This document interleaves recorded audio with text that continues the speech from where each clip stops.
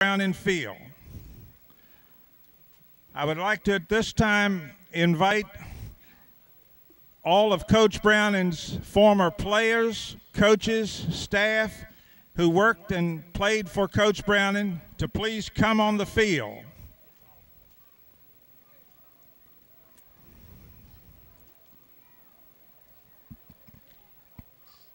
Any of the former players or coaching staff?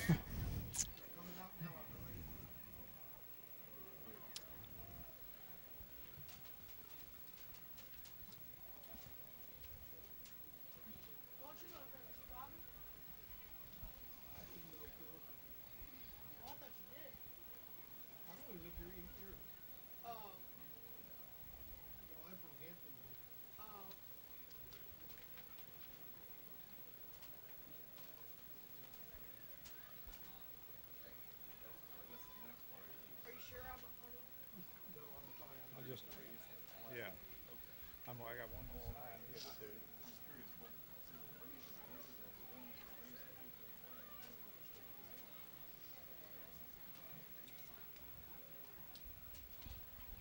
Good, they got a lot of people coming out.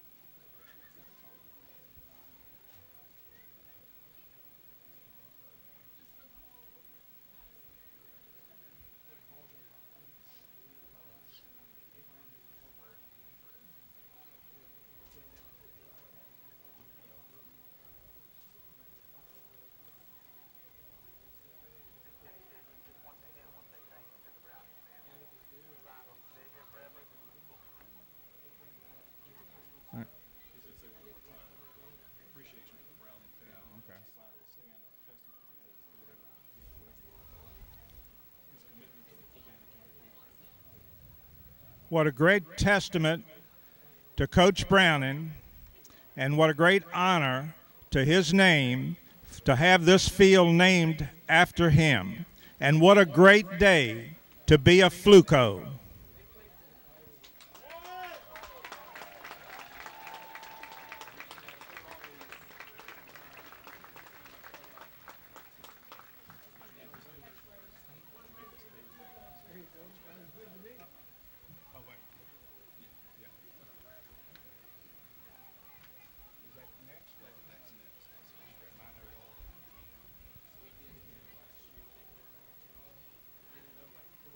Ladies and gentlemen, please direct your attention to the north end zone.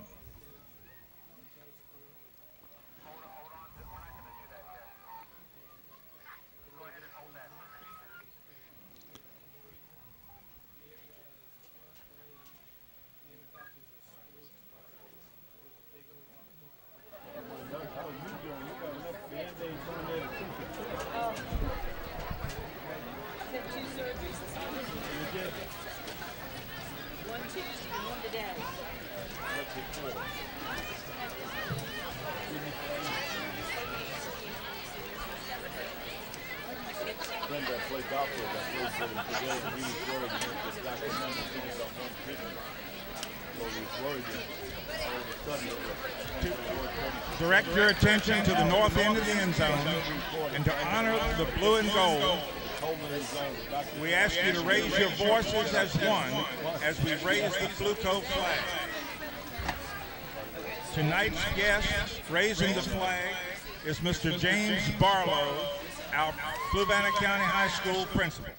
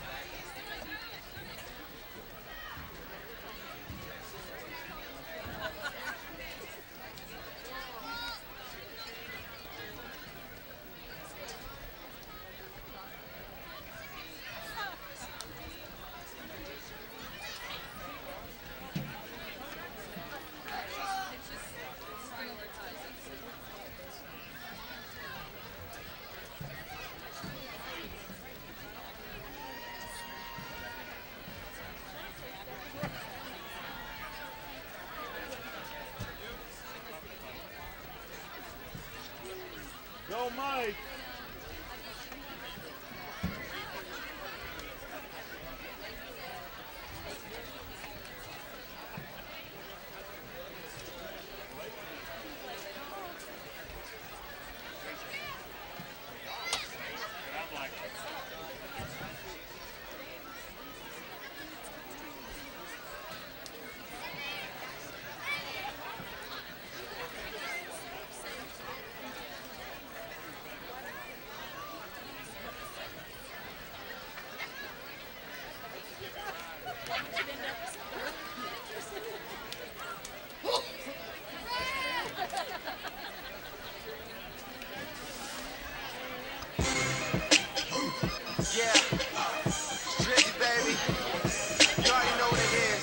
I'm high. It's the first time I smoked in like 3 months. I'm sorry, Mom, I had to do it to him. 40, I see you. Oh, I see you, homie. I stay late tonight, right? You know what happened when I stay late. Yeah. Boy Wonder. I swear it's like this every single time. Toronto, I got you. I got us. Yeah. I'm a hog, gotta get along with, get on the song with. When shit be going right, well, I just flip into the wrong. The team that I belong to, the artists I put on with. Don't ever ask for nothing, cause them got their own. Me and Weezy like a mouthful of hot peppers. Black Ferrari with the red seats, I call it playing checkers. I'm never doing verses, I'm forever giving lectures. If you're trying to meet with money, I'll be happy to connect ya. Life is better than it's ever been. Scheduling $1 million meetings with the president. Someone cut the lights on, where it's Thomas Edison. Got a new condo, watch me as I settle in. I deserve an MTV show for me and my people. And if you're trying to zone, I got a whole swish of sweet food. Rappers all liars and they women are deceitful. Adding to they subtract me, I never be an equal. Last place Drizzy is in the lead now. Weezy told me just write every single thing you need down. Then he got it for me and I'm happy as can be now. About to start balling like I'm coming off a rebound. Yeah, and I should have the most bragging rights because the spit bag it tight. Hate when rappers say they trying to get their swagger right, cause I done came with more fire than a dragon fight. You hater, you should do you. You ain't heard of me, then you should go and get a Blues Clue. Oops, I mean a red clue. Wayne's here, Sue. Betty felt that like the end of a pool cue. But I ain't waving no flag. I'm ATF, but they ain't seeing no badge. It's heartbreak Drake, I hate to see him so sad. I could son you, see a little me and your dad. I'm the same yellow boy that used to play up on the grass. They can pocket 20,000 to be anywhere they ask me. Cash like Johnny, banks like Ashley. Burning like a camel light, stupid hoe ash me. But don't ask me shit about me. And know the game really ain't shit without me. She might have to pay me, but I dick her down free. Wanna know if it's the truth, then pull the zipper down the seat.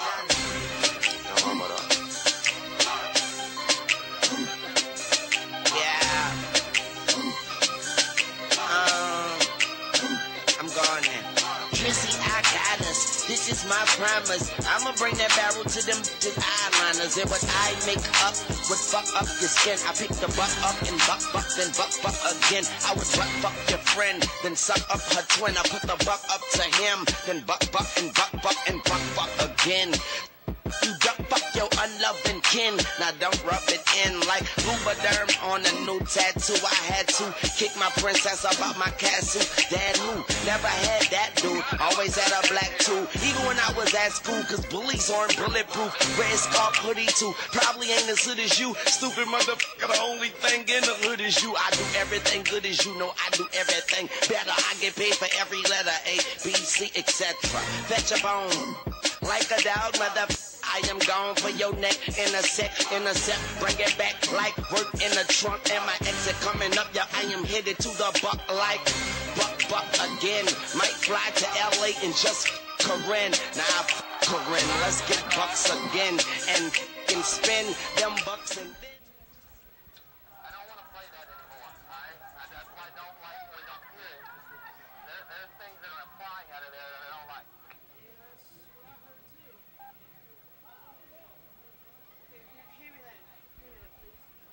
Alright. Let's go ahead and start the national anthem, Kenny. Go ahead and make that announcement. All right, ladies and gentlemen, if you take a moment, I'd like to pause for the playing of our national anthem.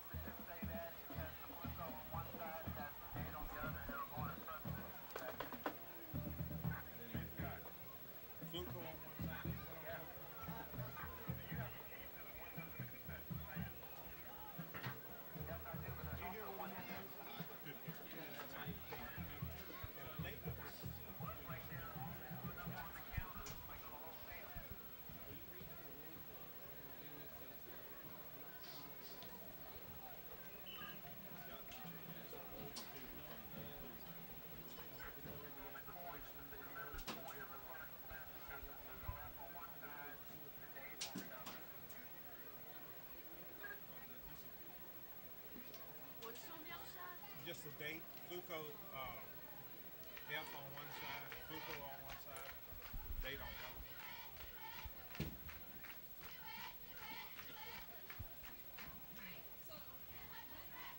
If it's a side counter, which one? You got 3 windows there, which one?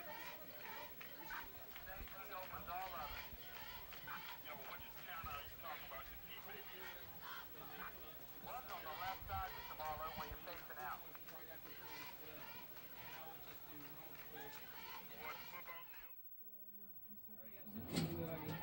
Good evening, ladies and gentlemen, and welcome to the official home of the Flucos, Flucos Sportsnet. We're here at the opening football game at the Phil Browning Stadium. Alongside Chris Markham, I'm Brian Rothmel, and thanks so much for joining us here on FlucosSportsNetwork.com. Chris, making your debut, and glad to see that you'll be taking over the reins this year. It's good to be here, Brian. I'm really excited, and it's going to be a great opportunity. I'm really excited for the game. What's exciting about the broadcast network is it's completely student-run. I'll be doing a little bit here in the first quarter as Chris gets accustomed to being in the press booth. But after that, it'll be all student-done under the direction of David Small, who's the TV production teacher here at Fluvanna. The game on hand, we have Fluvanna wearing the blue jerseys, yellow helmets, decal on the left side, similar to the Steelers, gold pants. And we have Prince Edward. This used to be a big rivalry, Chris, way back when. Prince Edward coming out wearing the white jerseys, purple helmets, and purple pants. Someone you have to be a lookout for Fluvanna, starting quarterback Deshaun Tibbs, a senior who's transferred in from Albemarle County. And Fluvanna will have the opportunity to have a 2-quarterback look, and the other one play wide receiver. Yeah, in the scrimmage, Austin Foster and Deshaun Tibbs alternated plays, and they both look pretty good. Anything I've seen between them looks pretty even, so playing time for them should be up to the coach. And they're both athletic enough that you can keep them on the field at the same time. Exactly. One with wide receiver, and you could switch quarterbacks literally almost every play. The other person to look for on offense for the Flucos is Javon Byrne, who raced to an opening touchdown in the scrimmage against Spotswood last week on the second play of the game. Yeah, I'd like to recruit him for track. I've seen him on the field sometimes, and he just is a blur. Absolutely. Every coin toss just happened. Of course, I was looking down as everything was happening. We'll see how this goes. In the scrimmage, there was no special teams action. Everything was uncontested on special teams, so this will be the first chance to get a kickoff return in. Head coach Jason Barnett starting his 3rd year, bringing his bright yellow shoes out for the first time this year. His new game days. Yeah, new game days he calls them. Fluco coaching staff in the gray shirts.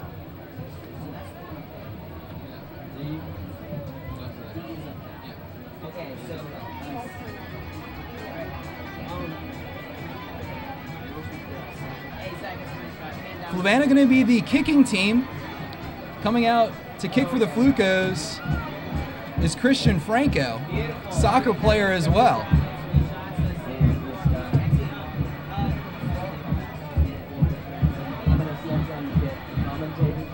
Earlier today, we had a pep rally for this game, and all the football players huddled in the center and did a Fluco rumble, and they don't seem to have lost any energy. A lot of them are bouncing on the sideline, staying pumped for the game. It must be pretty exciting to be a student seeing the first game. Saw the last game at Costello and the first game here at Phil Browning, and we're getting ready for the opening kickoff. You're watching the Flucos Sports Network. Franco the lefty.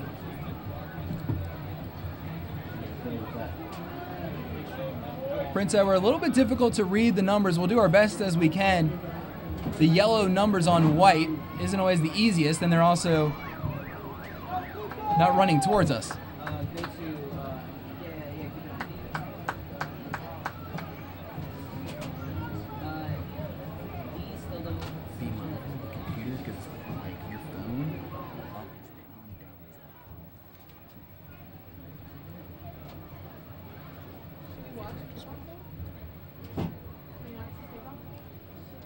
Clock is set, 12 minutes. The kickoff from the Phil Browning Stadium in beautiful Palmyra, Virginia. Picked up at the 10. Trying to get the wedge, breaks a few tackles. That was Justin Eagle with the tackle. Nice hit to start the game.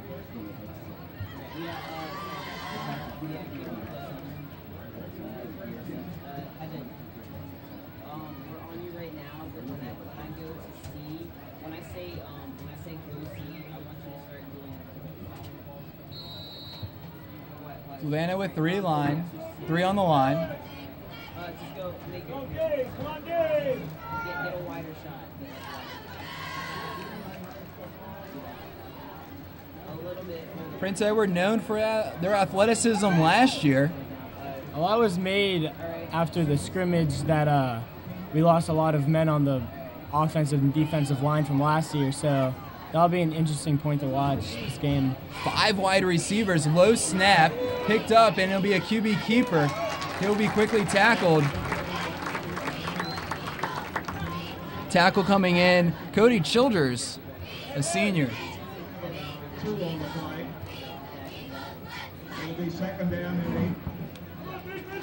Darren Adams looks like the signal caller.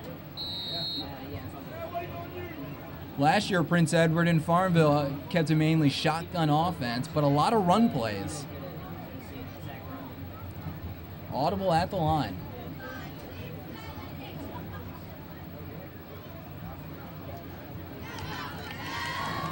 Devontae Richardson moving to the far side. Look to go deep, and he will be taken down. Marcus Jackson. Marcus Jackson with the sack in the backfield.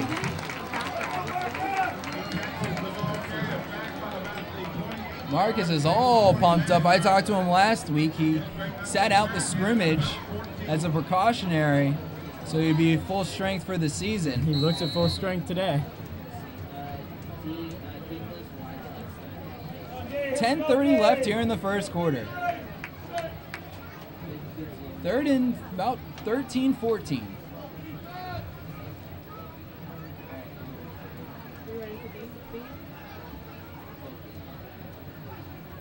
Adams, snap gets away. Could be a play. And the Flucos will pick it up at the 6-yard line.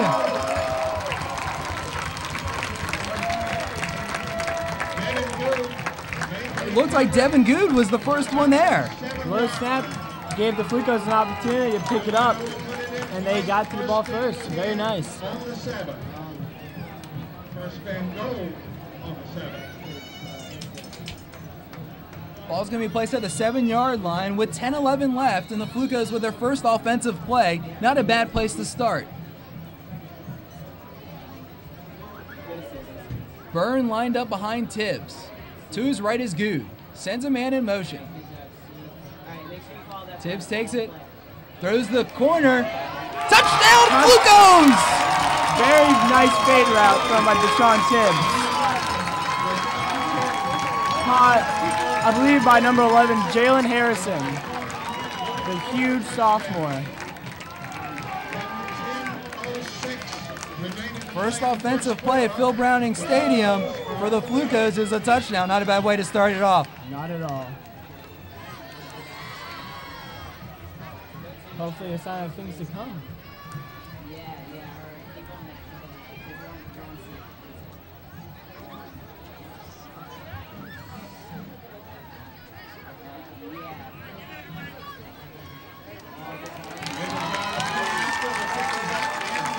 Kick is good on the extra point attempt by Christian Franco.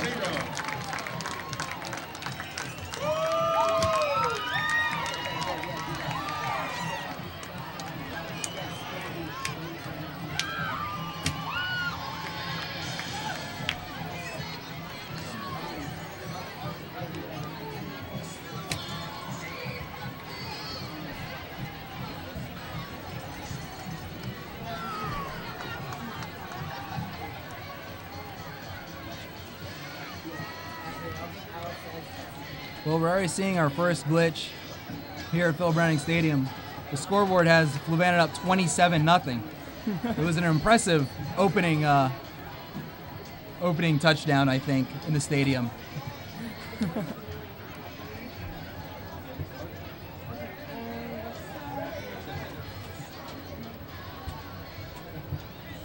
I bet a lot of people here would like to see that score in about an hour or two.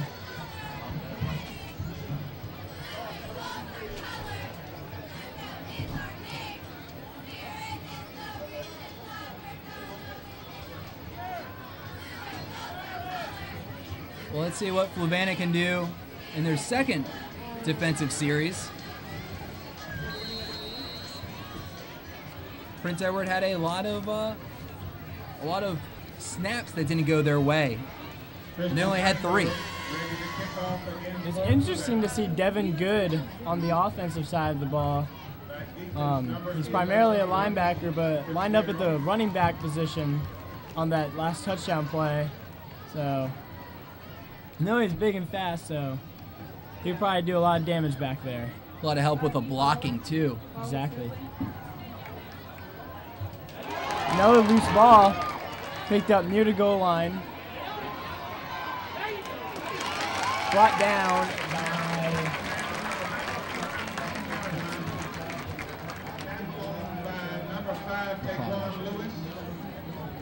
Brought down close to the 15. Eagles ball. They will put the ball in play. First and 10 at the 16-yard line.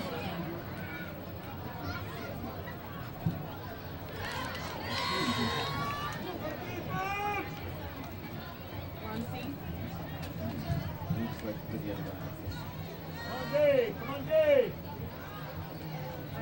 Please do now. There you go, stop.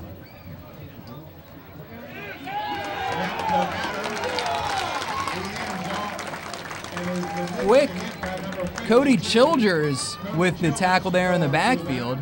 A loss back to the 10-yard line. A loss of 6 on the play.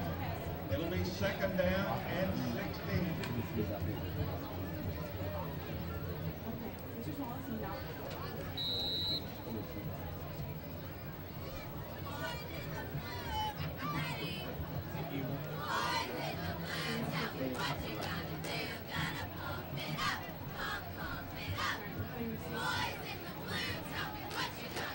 Flucos sending 3.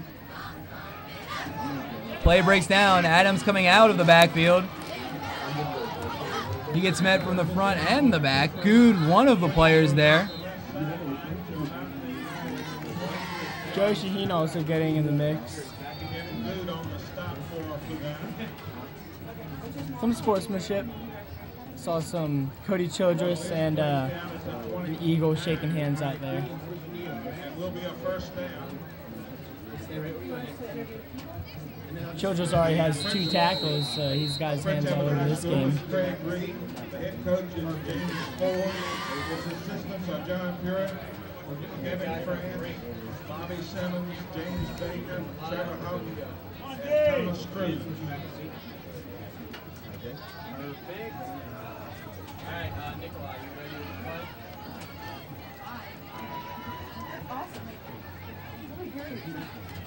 Snap, right down to about the 35-yard line. Short gain on first down. Childress also getting in the mix with number 31, Jesse Lokitz.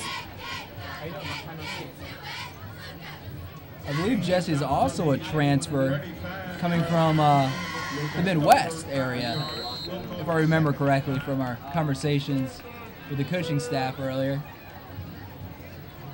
I did not know that. Looks good so far.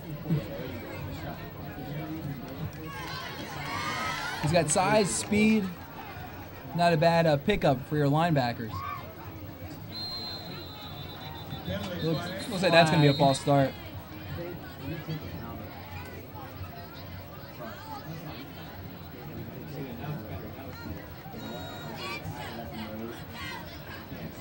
It is a false start against Prince Edward. False start against Prince Edward. Moves the ball back 5 yards. Second down and about 10 to go, which negates that 5-yard gain on the previous play. 7:48 left here in the first quarter.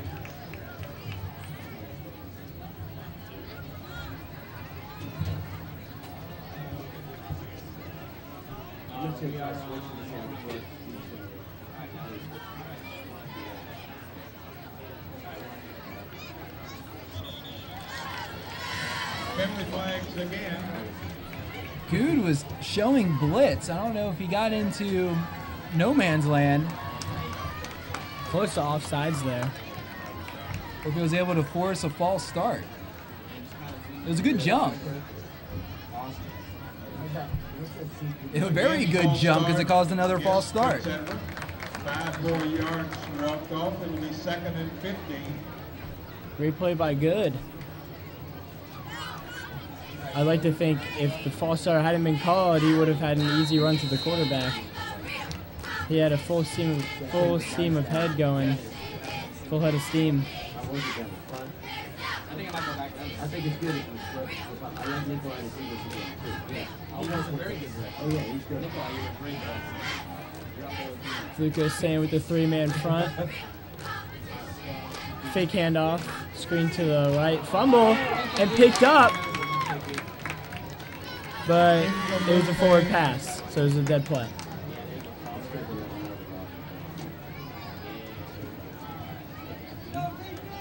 Intended for Richardson, incomplete, 3rd down, 15. Pass intended for Richardson is called an incomplete pass. 3rd down and about 14 to go for the Eagles.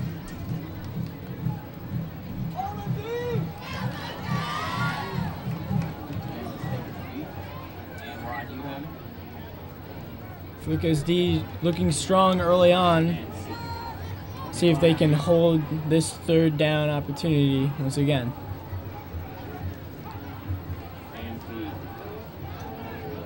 Looking deep is a man and is caught at about the 50 by number 2, Devontae Richardson.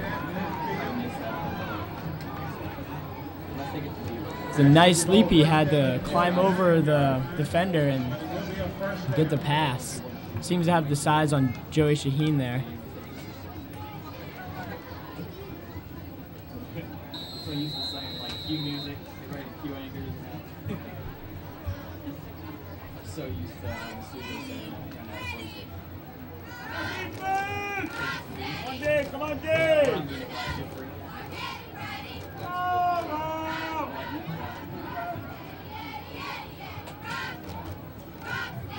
First down from about the 49-yard line. Devin Good with the blitz.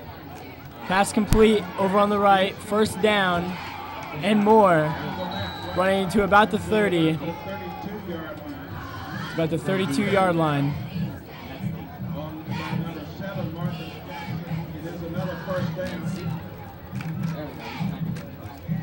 Marcus Jackson with the tackle once again on the side.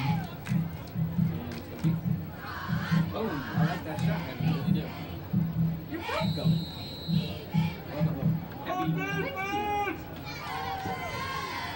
Alright, Nikolai, you ready on the shot?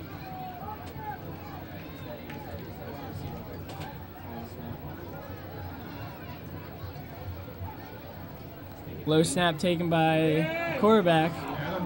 Given away. And he gets about a 7-yard gain on the play. On the shuffle pass. Devon Adams had to get that out quickly. He had some pressure right in his face. A gain of about 7 on the play. It'll be second. Marcus Jackson takes a rest while number 41, Chris Lacey, comes in for him at linebacker. Nice. And take it to B.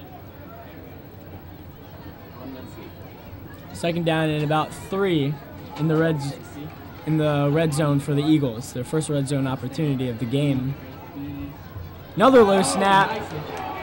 Rolls to about the 40, and he takes a knee on it to avoid any other loose ball opportunity. I think with Prince Edward, if they're getting good snaps, they're getting good offensive plays, but some of these snaps have been low, high, left, right. Yeah. I mean, I really like you up here in the booth, and I like being down there. Flucos have been able to make the most of those low snap opportunities so far. First one converting into a touchdown. And you have Devin Good rushing the line, showing blitz, rushing the line. You get a bad snap. He's already at the ball, at the quarterback by the time the quarterback can find the ball. He can strike some fear in the offensive players' minds, that's for sure. On you, Evan. Nice response. Moving up, runs into a wall, taken down. Taken out at about the 45-yard line. Now it'll be 4th down. Lockett's coming in from around the corner. From the linebacker position, he actually overran the ball carrier, and when he hit the wall and kind of bounced back, and Jesse able to jump back in and take down the ball carrier, Adams. And the signal on C is awesome. The wireless signal, it's awesome. Back to receive the punt, Jesse Van Dyke, as well as Raquan Washington. Jesse's got some great speed. He runs track, and he can run a 400 faster than anybody I know, at least on the team. So when he gets a full head of steam going ahead, he's going to be hard to take down. Timeout we're going to do. Hey, get the It's a timeout for on the field. before the punt. You can widen it up a little bit. Feet and Number 22, Director Washington. we're on beat. The cheerleaders are just running timeout.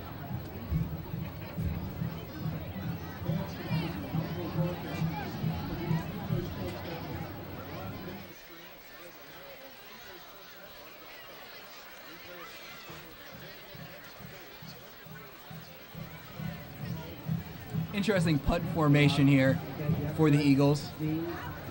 All right, on one or two of the cheerleaders. Two back to receive the punt now. Number 22, Raquan Washington, and number 12, Jesse Van Dyke. Rugby style.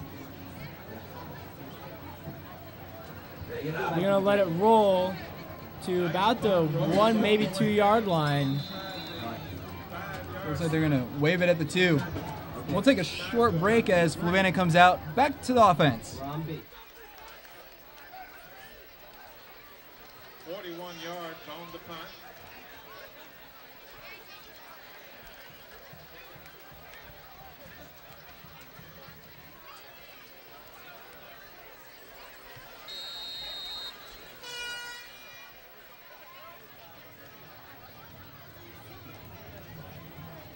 In at quarterback. Tibbs now in his own end zone. Puts Good in motion. Head off to Good up the middle, powering his way for about an 8 yard gain on the play.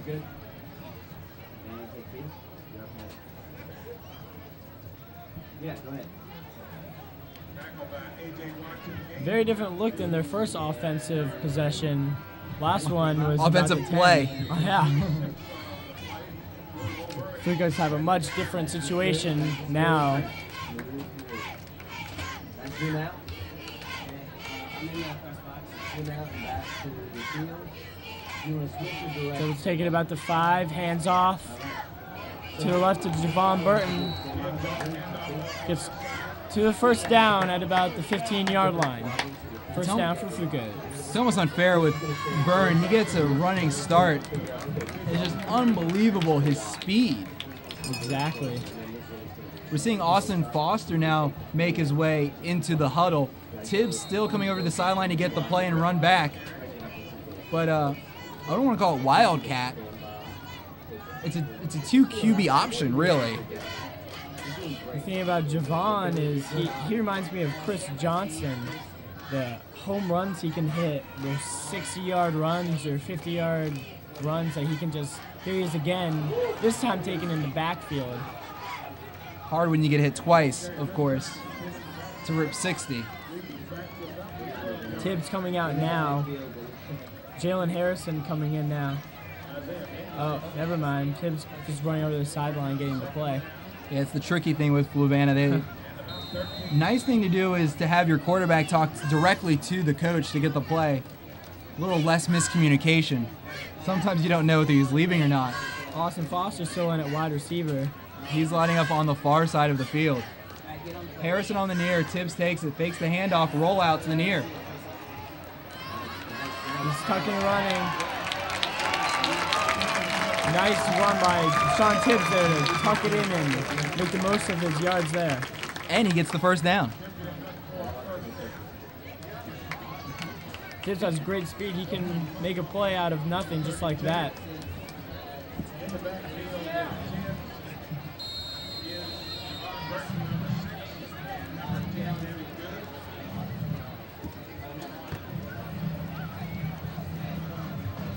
.210 left here in the first quarter play. Flucos with a 7-0 advantage. Flag on the play.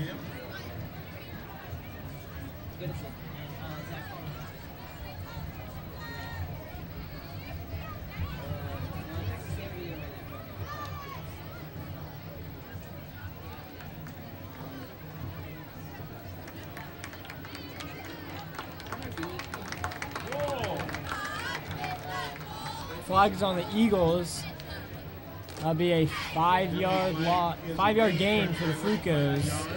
Now it'll be first and five at about the 31-yard line.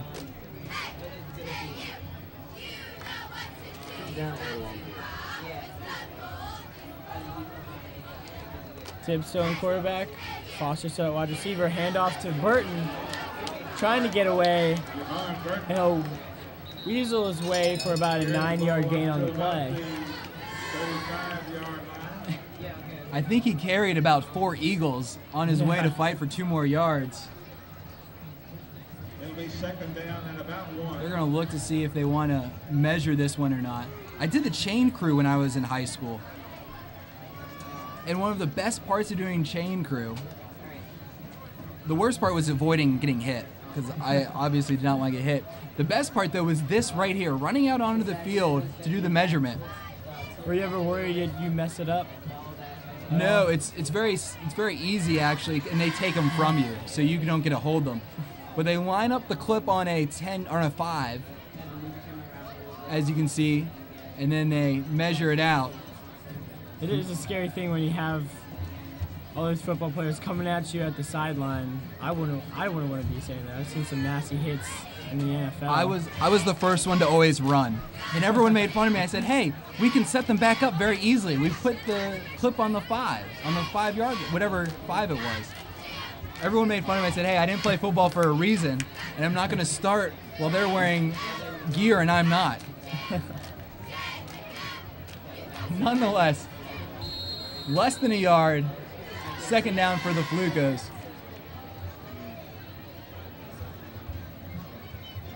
Fake handoff to Good.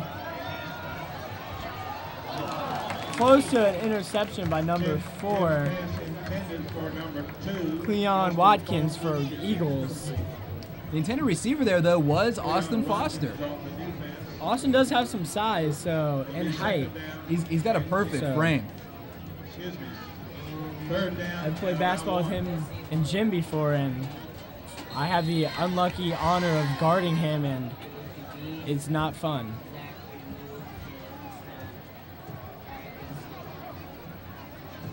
Hand off to Good up the middle to about the 40, and that'll give the Flucos the first down. And that's something you typically see, especially in the high school level. On the second down, and it's short, that gives you a chance to kind of run a long pass play. You don't want to risk an interception as close as that one was. Then on the third down, you can get the easy run and hopefully get the yardage that you need. Christian Franco just came in at wide receiver for Devin Good, who deserves a break after playing both sides of the ball. Flag on the play.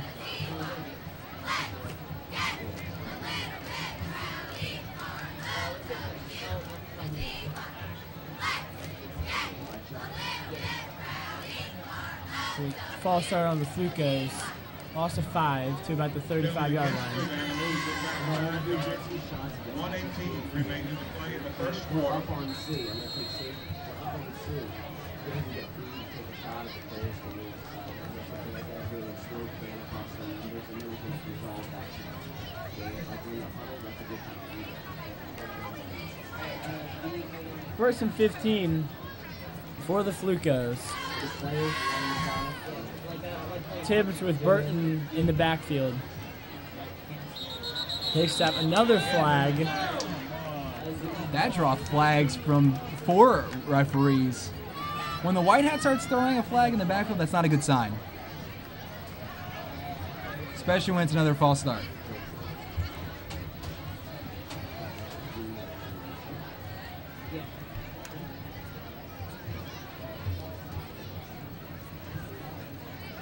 Because they've shot themselves in the foot these last couple plays. Hopefully they can get something back.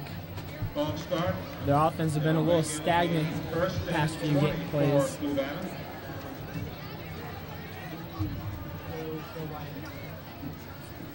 Same formation, Tibbs with Burton in the backfield.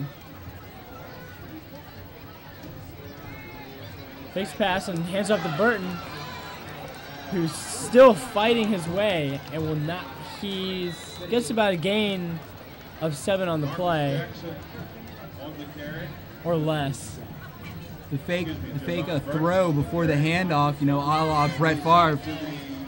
And it's just so funny to watch those defensemen who come into the backfield and all of a sudden know it's a run, and they see Byrne picking up a head of steam and blow right past them. It's kind of, their feet kind of give out when in shock.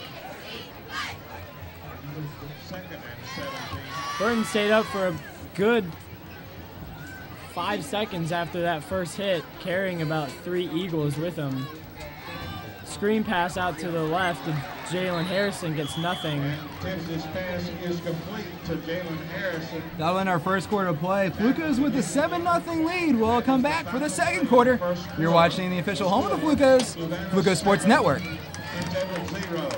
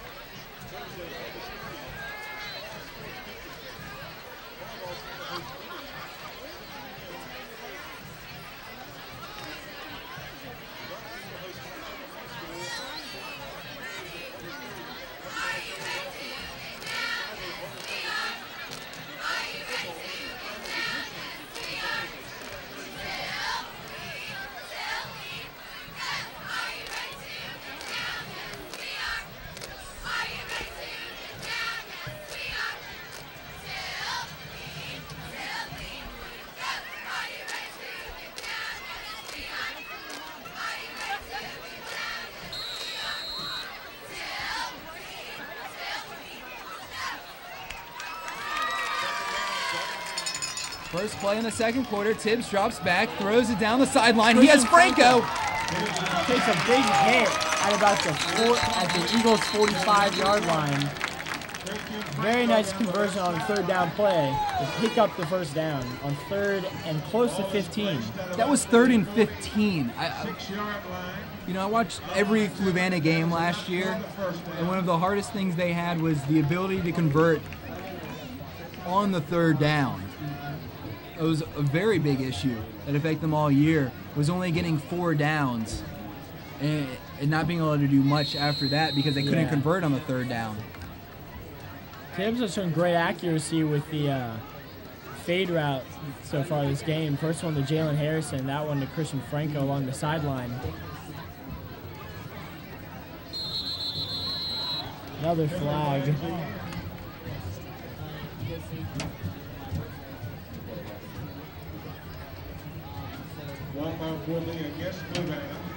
Another false start against Fluvanna will back him up to the Flucos 49-yard line, first and about 15.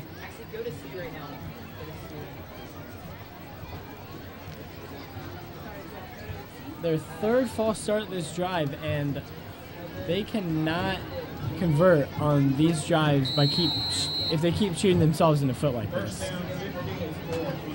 These stands are bigger than Costello's and just as filled, if not more so, for this first game. It's a beautiful, I know you keep seeing the Prince Edward side that's very sparse, but the Fluvanna side, which seats about 2,500, is very well filled. The handoff to Byrne, and he'll bring it back to the original line of scrimmage. The thing about these bleachers is they seem smaller at first than the ones at Costello, but they see a whole ton more. And there are plenty of people walking along the sidewalk here. It's a total capacity of Phil Browning Stadium is 4,000. Beautiful facility. Good in motion. Tips with the fake handoff, now scrambles right, fakes out, And he's got a seam to the right on the sideline, breaks a tackle, and gets down to about the 25-yard line. A beautiful play by Tibbs. About the 25-yard line. On that play, I don't know if you noticed, there was a tackle, a defensive tackle, where he was looking at Byrne and was like, all right, we got him. And then all of a sudden, Byrne gets up without the ball. He turns around, and Tibbs is way down the sideline. Tibbs literally ran right by him.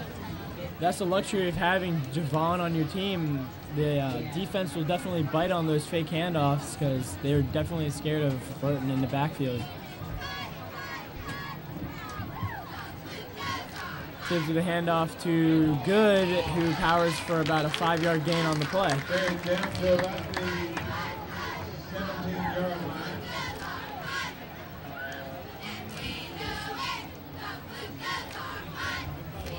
Be about a 7-yard gain on play, 2nd and 3.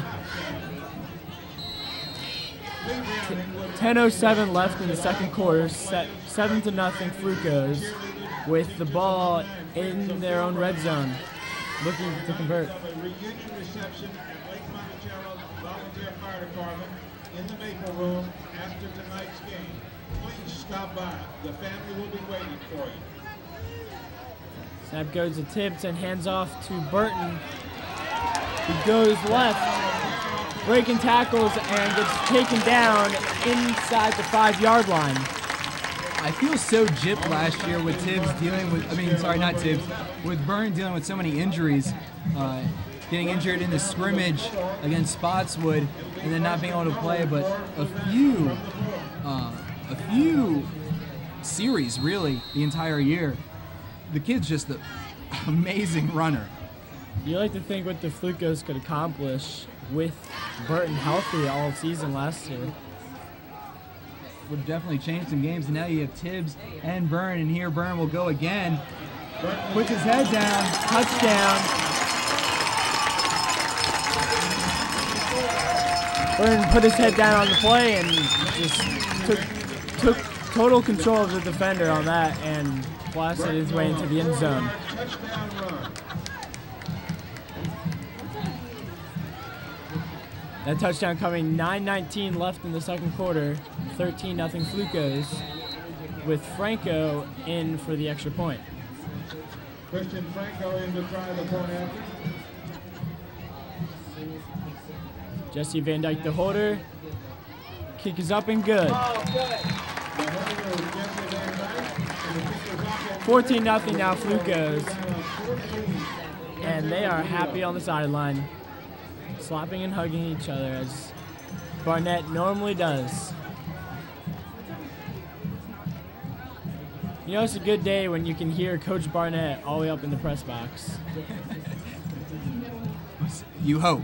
It's either a really, really good day or a really, really bad day. We're going to take a short break. Flucos with a 14-0 lead. You're watching the home of the Flucos, Flucos Sportsnet.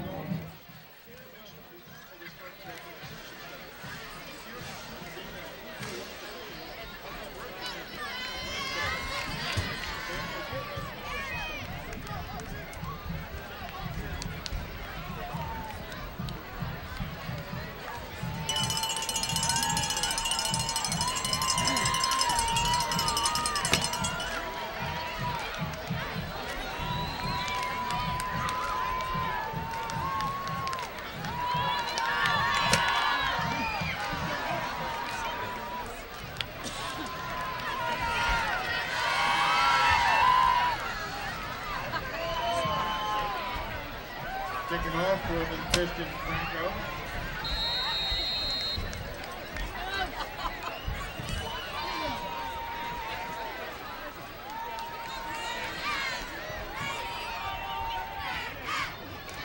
Still going to across the 30-yard line is a kick returner for the Eagles.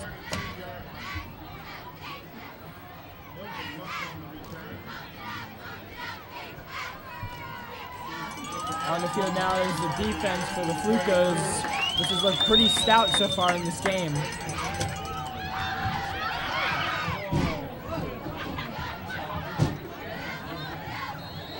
Athletic Director Scott Morris has been shooting T-shirts into the sand. That one almost made into the press box.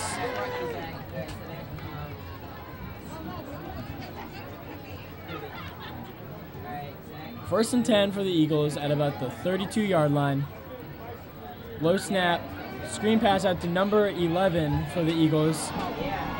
Shakes and bakes his way across the 35-yard line for about a 3 or 4 yard gain on the play. Is number 41, Chris Lacey for Fluvanna. Chris Lacey on the tackle that play for the Flucos. Gain of about 6 on the play, second down and 4.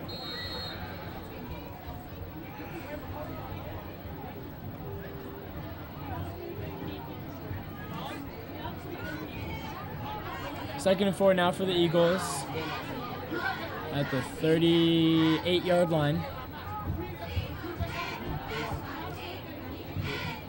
Fakes a handoff, lobs it down, an incomplete pass in the backfield to number 22 for the Eagles, Jakeem Edens.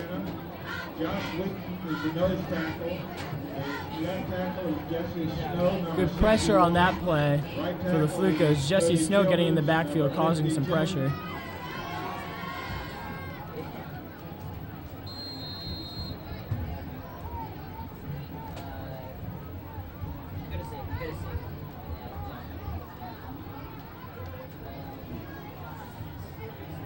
Third and 4 for the Eagles, lined up at the right hash. Snap taken, handoff up the middle to number 20. Gets across to about the 50-yard line for the first down.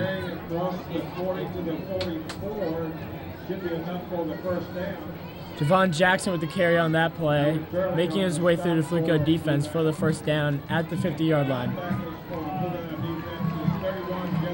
And of course, last year that was the other thing Fluvanna had trouble with, was stopping the big play. But so far tonight, I think there's only been 2 first down for Prince Edward. If I remember correctly, I'm not keeping stats up here. But there might be 3. No, always got to one-up me. I see. You have probably better memory than I do, so. You're at the wise old age. I'm in the wise old age, I guess I should say. Adams on the left. It goes Adams to about the 40-yard line. The 50-yard line, I'm sorry. Line of scrimmage was actually set up at the 45. My mistake. So now it's 2nd and 5 for the Eagles at the 50-yard line.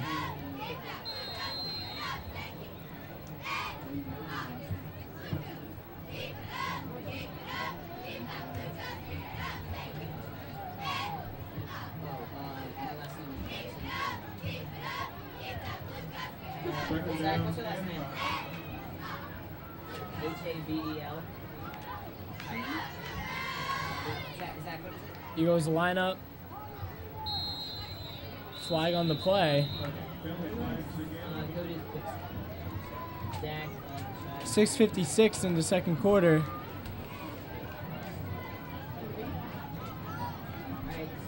Well, we have this penalty against Prince Edward. We'll take a short time to thank all of the students that are producing this. This is a completely student-produced operation. We have Alex Goodwin, Sabrina Gomez, Austin Surson, Nikolai Jackson, Jake Morris, Heaven Kendrick, Zach Hazel, and then of course Chris Markham here on the call. I'm just stepping in and out to help Chris on his first game. He's doing a great job. We're just so excited. Make sure you find them on Facebook, facebook.com/FlucosSportsNet, and on Twitter, twitter.com/FlucosSportsNet. Loose ball on the play. Flucos think they have it. They keep pointing in the direction. I think that's wishful thinking more than anything. A lot of things go on at the bottom of that pile. Barnett's jumping around. He thinks it's his, and he lets out the fist pump because he knows it's their ball. Something happened at the bottom of that pile. It's either that ball wasn't well secured by the ball runner, because clearly when he turned over from our vantage point, it looked like he had possession of the ball. Now, of course, you know, I'm about 100 yards away from that. My eyesight's not the best. Could be a lot of things, but It looked like Prince Edward was safely on that ball on the ground. But then again, as you say, a lot of things happen under the pile. Nonetheless, a very nice pickup for the Flucos, and now they have control of the ball at about the Eagles' 43-yard line.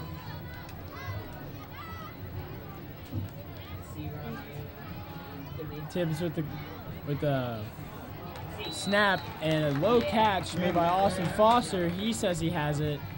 Referee says otherwise. That's a good play there by Austin, because it did skip to him before it got there, but he tried to sell it the best he can. He might be new at this wide receiver thing, but he's not new at the good old acting game.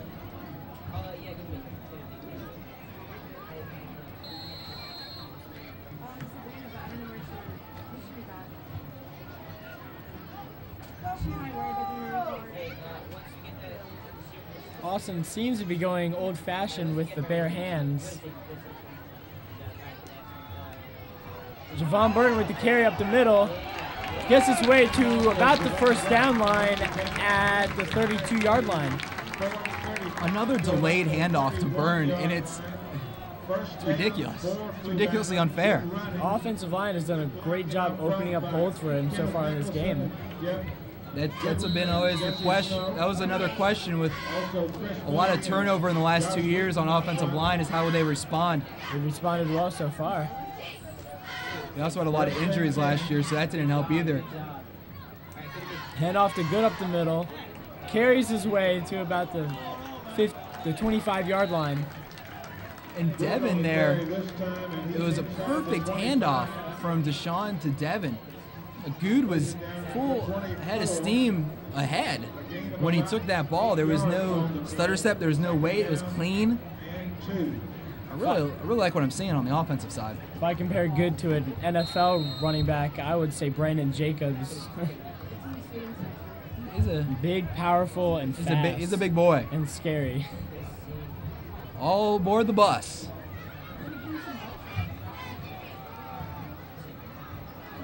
Handoff behind the line of scrimmage to Burton, and he'll be tackled for. I think that was Lewis.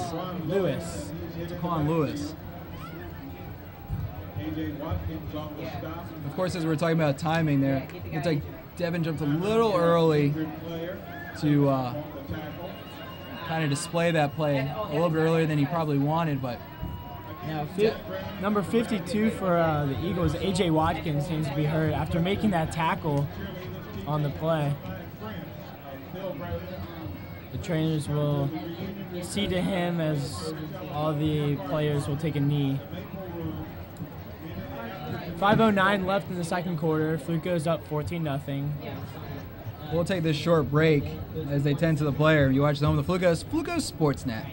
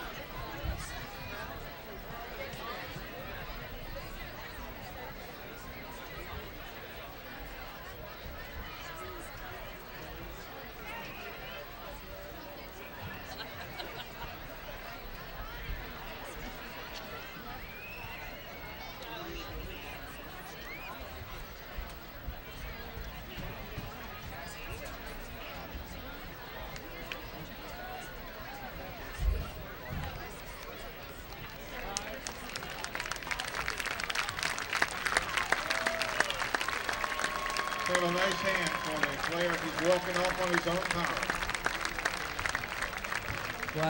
Welcome back here. 14-0. Flucos with the advantage. 5:09 left here in the second quarter. Alongside Chris Markham, I'm Brian Rothmel. And you're watching here on the home of the Flucos Sports Network. Fluvanna back on offense after a loss of a yard on their second down. Now here on third down, trying to get the conversion. Already had one conversion on third down, which was a very long 15 yards. They've looked good on third down so far. Let's see what they pull out of their sleeves this play. Tibbs takes a snap, fakes handoff to Good, gives it to Burton, and he gets nothing on the play.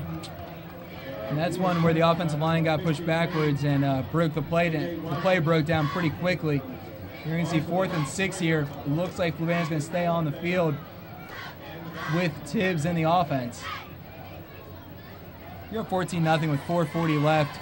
Your defense has given up maybe 3 first downs. Not a bad time to stay on the field with the ball on the 31. 4:25 remaining the play in the first half.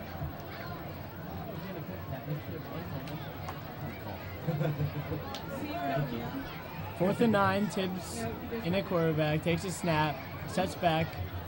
Long pass, wide open. Taquan Lewis with the catch for Fluvanna. Taquan was wide open on that play there. It was either a defensive breakdown or Deshaun saw a seam and made the most of it on that play. Tibbs has perfected that fade pass. Yes. He had one bad one to Austin Foster in the first quarter. Early. Almost led to an interception. Almost an interception. But other than that, all the other ones have been right on point. And that other one probably would have been on point, except he had a man up and a man down on Foster for the play. One was a 3rd and 15 conversion. That one a 4th and 9 conversion, and another one sails out of bounds. Looks like there might have been a little miscommunication between Foster and Tibbs, because right afterwards, saw motion from Foster pointing, I kind of reading into hand motions from so far away. Oh, I understand. You wanted me to go to the corner more than to the end of the end zone.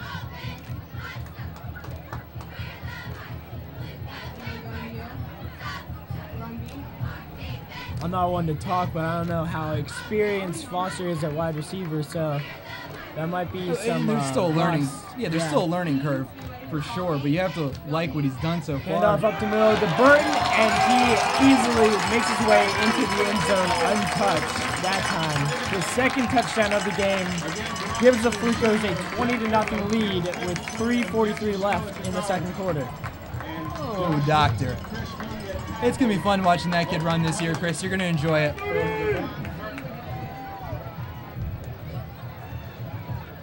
You're going to miss him when he's gone, that's for sure. We'll talk about that next year. I'd enjoy it even more if we recruited him for some indoor track. We definitely need his speed. Kick is up by Good by Franco. 21-0 now for the Flucos.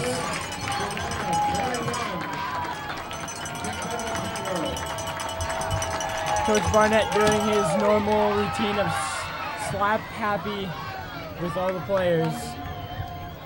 I just want to take this moment to just talk about how wonderfully produced this game is by the students. It's very impressive to see everything that y'all are doing.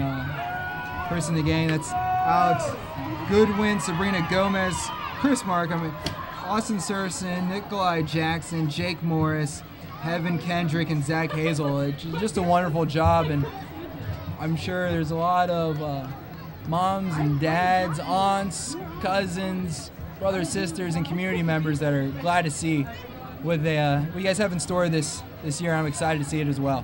Absolutely. I walked up here when I arrived, and there was a camera crew with their headphones on, communicating, telling each other what to do, and I felt out of place because I'm not in a TV production class. I'm just doing this because I like to, and You just got to talk.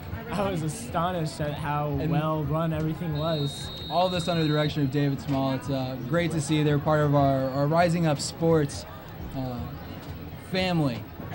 Of course, if you want to advertise on the Flucos Sports Network, make sure you click on the right-hand side here on flucosportsnetwork.com. We'll make sure to get you the information so you can advertise on the website and during games. Low kick there by Franco, picked up by the Eagles at about the 35-yard line. No return on the play. Javon Jackson on the reception that time, but he was on his knees when he caught the ball, so the ball is down. Prince Edward will have the ball with 3:41 remaining in the play. Ball is officially placed at the 34-yard line for the Eagles. Now in on offense, down 21-0 with 3:41 left in the first half.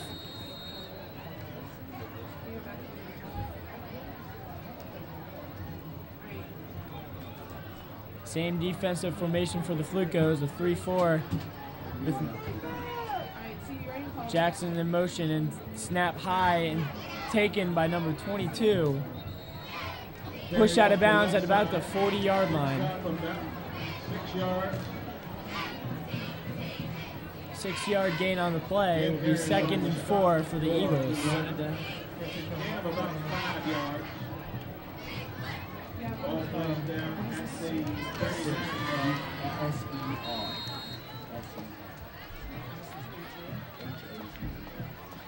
Number 7, Marcus Jackson taking a seat for the Flucos.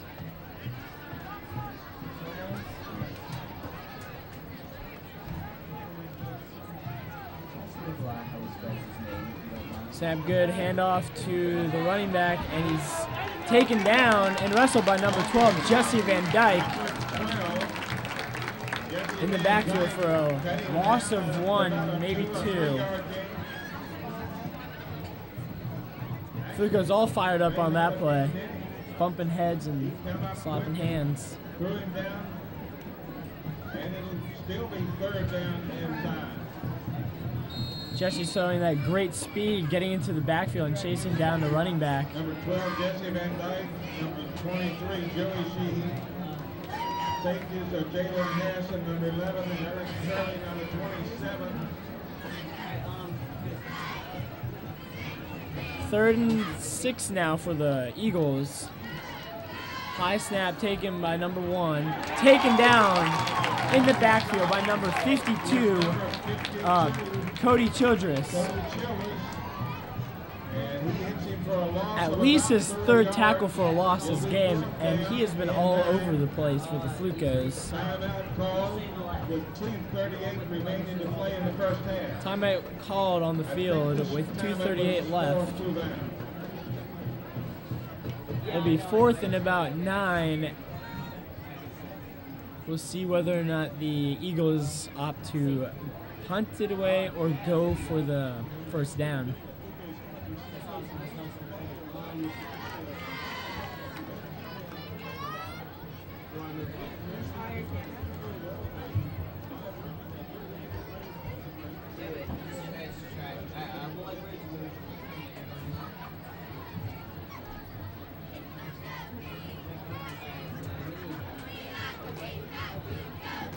The thing that impresses me most about this year's team is the control that Coach Barnett has over his players.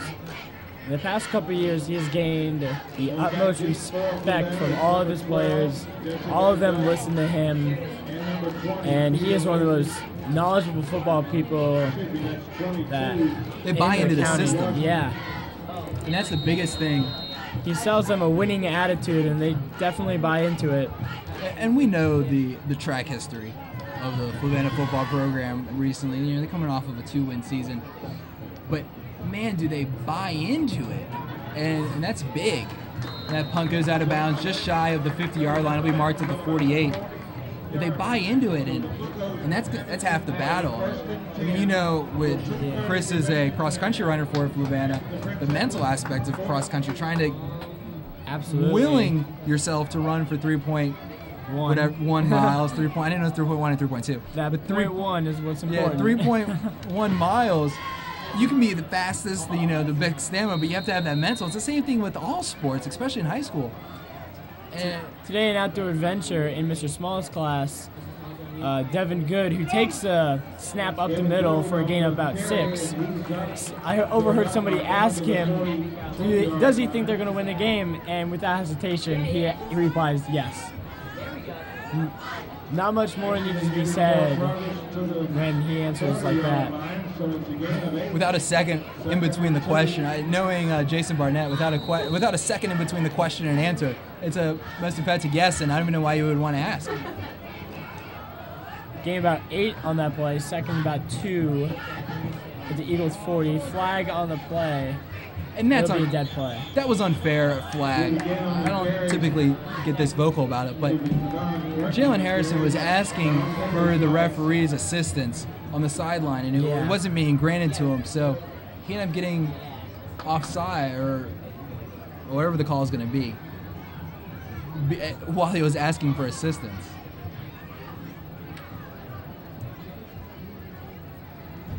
Zach, you want to switch? And the official might not have seen that he was asking. I don't know. 5-yard walk-off against Fluvanna. Regardless, it'll be a 5-yard penalty for the Flucos. Second and about 7 at the 45 with about 1:52 left in the first half. Now, Chris, you're going to have the entire second half by yourself. I'm going to be roaming around. Looking forward to it. So you have 150 if you have any last questions. Otherwise, leave you high and dry. I'm just kidding. I will be gone, but we'll leave you high and dry.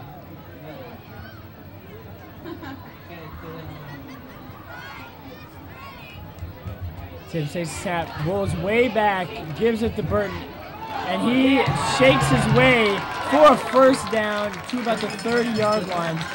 Burton caught that ball at about the 50 and looked to be going nowhere.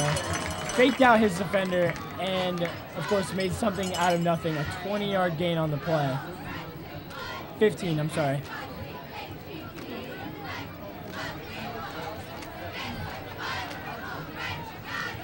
Burton once again showing that great speed.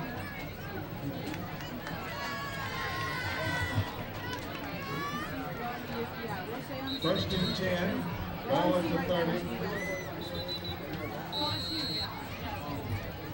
In on the line now, number 53, Jarrett Dunlap, just checked in. First down at the Eagles 30. Flucos have the ball. Deshaun Tibbs, high throw to Jalen Harrison over on the left. Jalen Harrison is incomplete. Stops the clock with a minute and 4 seconds remaining to play in the first half. Jalen has some great reach and great hops, but unable to get it that time.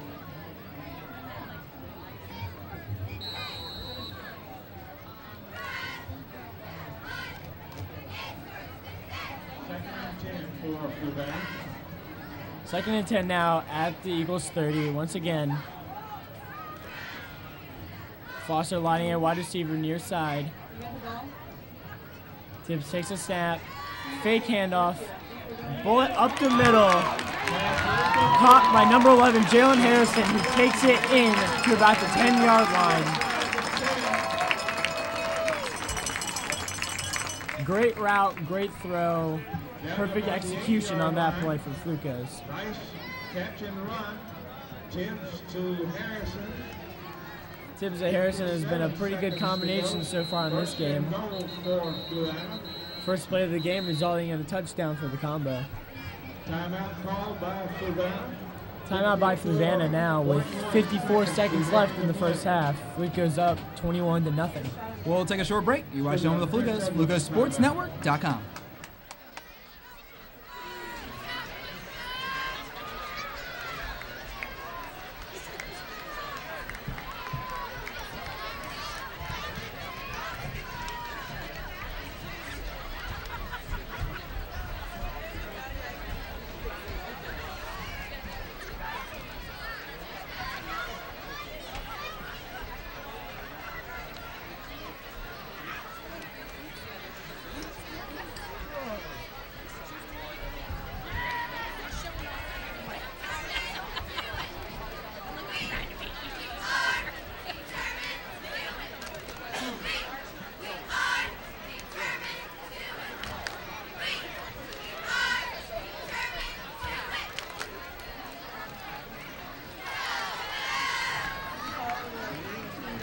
Holding back here, 54.1 seconds left. Flucos on the doorstep once again. Tibby's ready to go. Fakes a good, hands to Burton, shakes a tackle, and in for his third touchdown is Burton on the play. Oh, Doctor. Javon.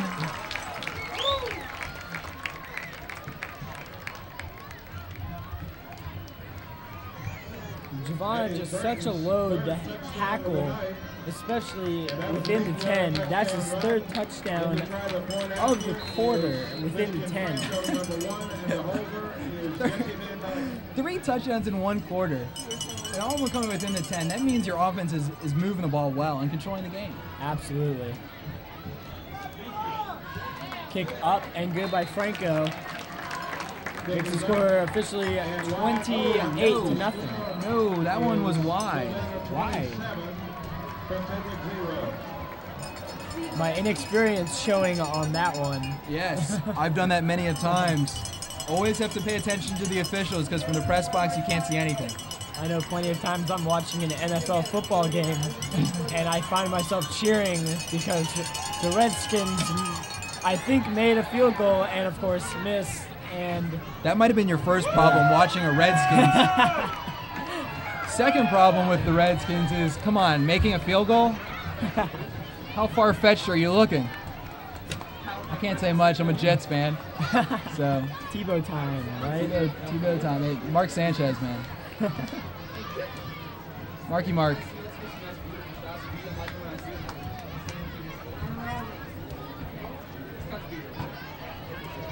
Tibbs has shown flashes of maybe RG3, maybe in about a few years. I don't know. I'll be a fan. The biggest thing with Fluvanna, there's been a lot of talk in the area. I know when I've gone to other schools is what will Tibbs do to this offense for Fluvanna, giving them another look that they didn't previously have. I think the biggest thing, the biggest pickup for Fluvanna is not the transfer from Tibbs, not the transfer from Jesse Lockett, not the emergence you've seen of Marcus Jackson, many of the other players that have been spending time in the weight room, but getting Javon Byrne back. I mean, last year, they'll be down by Prince Edward at their own 16, but getting Javon Byrne back for a whole year, that's huge. Absolutely. And you can't overstate it. I don't think you can overstate that. They were excited to get him back last year. He played a few plays in the Louisa game, just wasn't right, came back out. And with the new field and the new school brings a new attitude to this football team. They have a new sense of they want it more than everybody else this year. I think you're going to see that in a lot of athletics, and not just football. New everything. I mean, the gym's beautiful, the field, this field. It brings a whole new ownership. We got another fumbled snap. It'll be picked up, trying to make something out of a broken arrow. And that one's in the backfield by number 52, Cody Childress. But on the subject of the new facility, from a cross-country runner, we get new uniforms this year. We get to run on this new track, which is absolutely beautiful. And we are just excited for the season, no matter what our chances are in the district. We're just excited to be in this new school, in this new opportunity. There's a few schools in the area that have unbelievable athletic support. Fluvanna's right up there. Madison County is another one. Schools that travel really well. Goochland travels really well. Louisa travels really well. I think though with Fluvanna, I always put, I might be a little biased or graduate here in 2006 and obviously operated a business in here.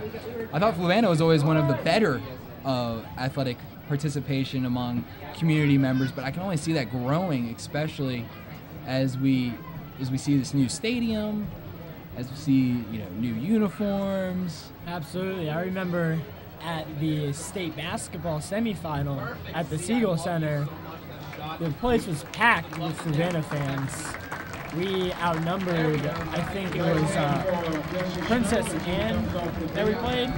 No, it wasn't Princess Anne. It escapes my mind who we played, but just the support that we brought to all the way to Richmond was just enormous. I'm And the trying same to thing think. went for JMU. Guard, and he has to come out for at least one play. We're seeing a player get helped. Jesse Snow quickly running off.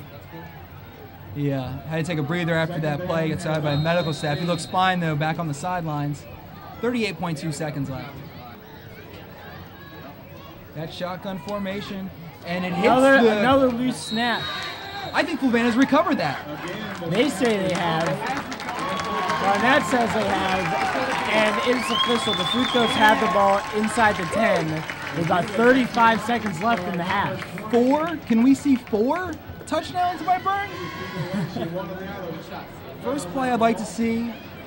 I'm not sure. Fluvanna has 2 timeouts left. So you can see a run play here. I would like to see a fade route for Streak. That's Jalen. I call him Streak. Jalen Harrison. Loose snaps have definitely been a problem for Prince Edward, and the Flucos have made the most of those opportunities. We're going to see a timeout by Prince Edward. Dating all the way back to the first quarter, their first touchdown was on Set a up. fumble snap. Exactly. The big thing on that one, though, was the man in motion got hit by the ball. I don't know if he was supposed to be the ball carrier or not, and the timing was off. And that's just all miscommunication. There's no missed snap. It's just all communication. But right here, I wouldn't mind seeing a fade route for Streak. And the reason why I call him Streak is Jalen means street in Indonesia. Doing your research there. My day job, I deal a lot with Indonesia financial markets. Well, all Asian markets, but Indonesia is one of my big ones that I work on. And you see a lot of Jalen, which means street. So I like to see a fade route for Streak, and then after that, get a handoff or 2. You have 2 timeouts left, 35 seconds, probably 2 or 3 plays left. I don't think Jalen will have a problem with that nickname. I ran it by him once during the. He wasn't too thrilled about it, but I told him I do what I do. Tibbs will take it. Pass up to Foster and knocked away by the Eagle defender. Austin, the fade route. So I was close. I just picked the wrong side of the field. Tibbs going back to that fade route, which has worked pretty well this far in the game. I don't know what Austin is in the Indonesian language. Second and goal.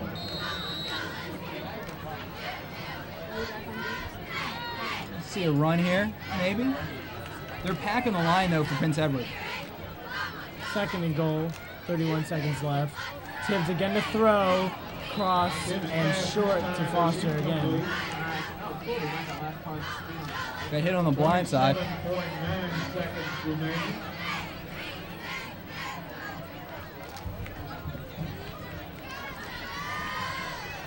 I'm a little surprised to see they haven't gone to Good or Javon the way they've been controlling the line of scrimmage this far in the game. With 2 timeouts left, they could. Yeah, Prince Edward, though, is putting 8 in the box. Obviously, that might show the reason why Mitchell Pace is calling plays. Although Byrne takes that one, trying to go around the corner. Penalty flags down as Burton fights his way Flag on down the to field about the may 2-yard negate line, that 3-yard play. line. Well, that's a good broadcasting word there. Illegal shift. I do my best.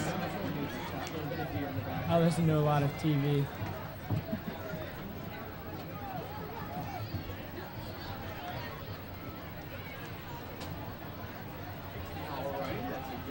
My mom's probably listening right now, completely agreeing with that statement. I'm sorry, Mom. Fluvanna moves the ball back to about the 12-yard line. It'll be third and goal. So 3rd and goal, 21.9 seconds left. Prince Edward has no more timeouts left. 3rd and goal from the 12 after that penalty.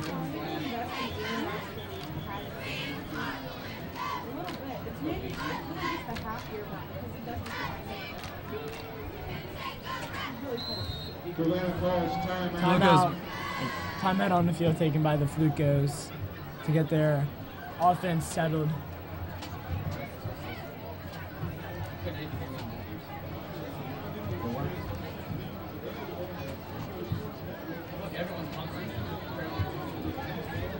it's hard to miss Coach Barnett whenever he's been jumping around the field this game. Just you can see the streaks from his neon game day shoes, which he has become very well known for.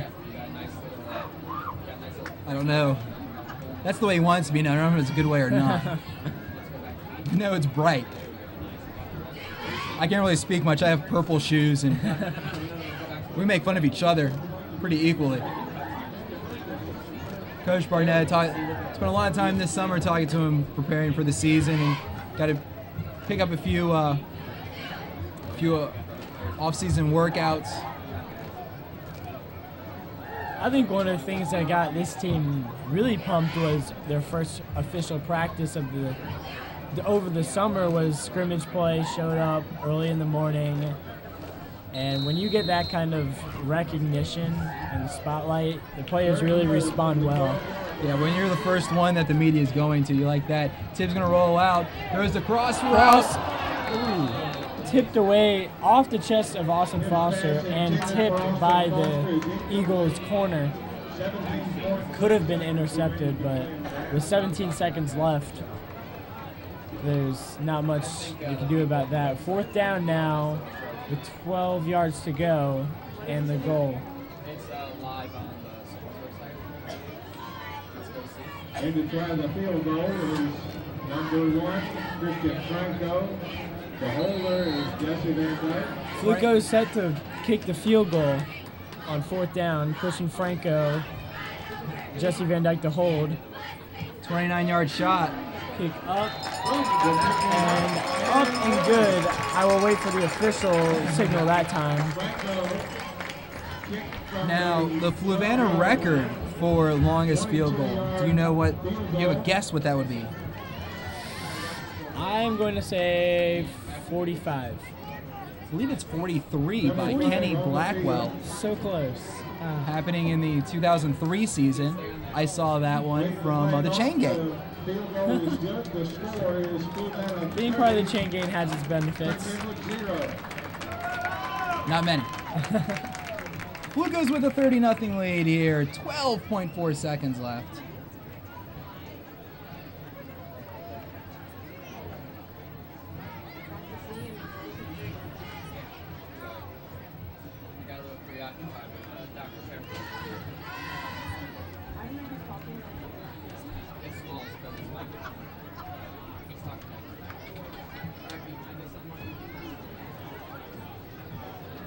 Tonight's been a great night for football. On my way here, I was driving, and there's a beautiful overcast, not too high, and my first thought was this is a great night for football, and it's a blessing that we have it tonight. Opening game in the new stadium couldn't happen any other way.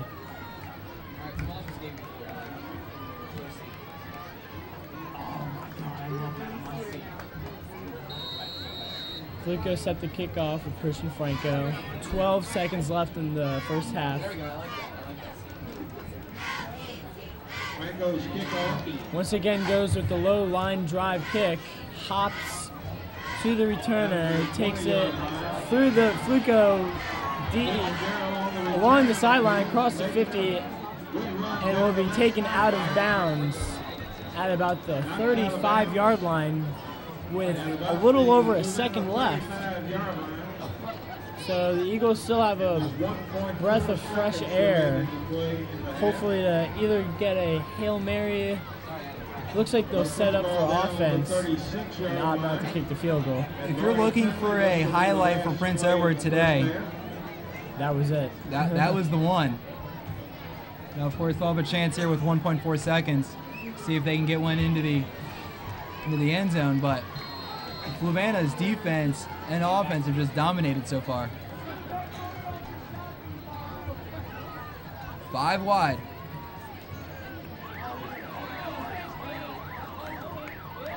Flags on the field, tip pass and picked off. Nope. Dropped by number 27. We got some laundry on the field thrown by the white hat. I think it might be a chop block, or I think it's gonna be on the offense. A lot of confusion on that play as the clock ran out. The The siren went off, and there's a flag.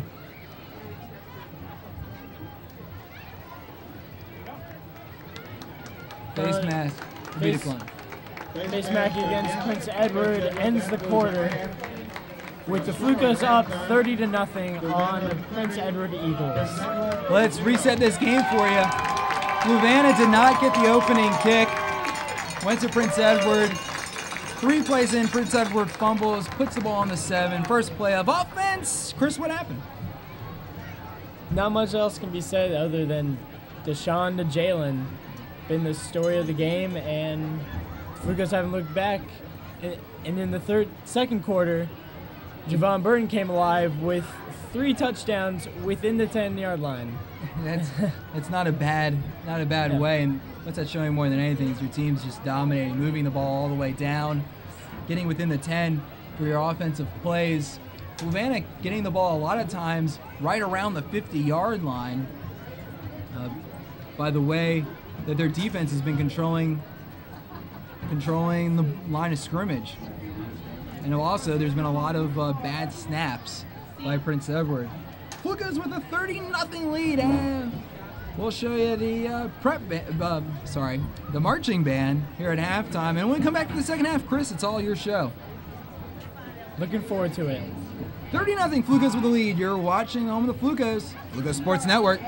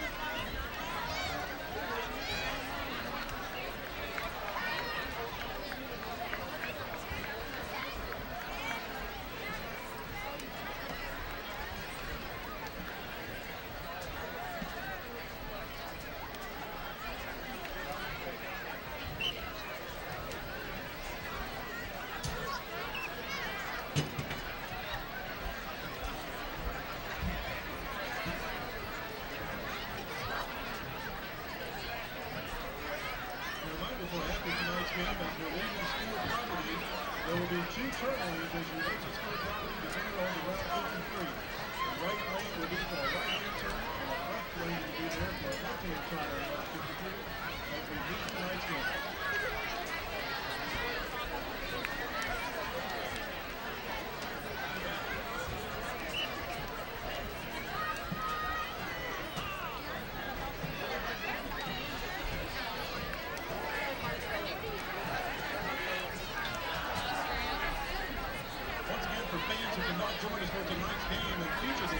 Flucos.com. A replay of tonight's game will be available in a few days online.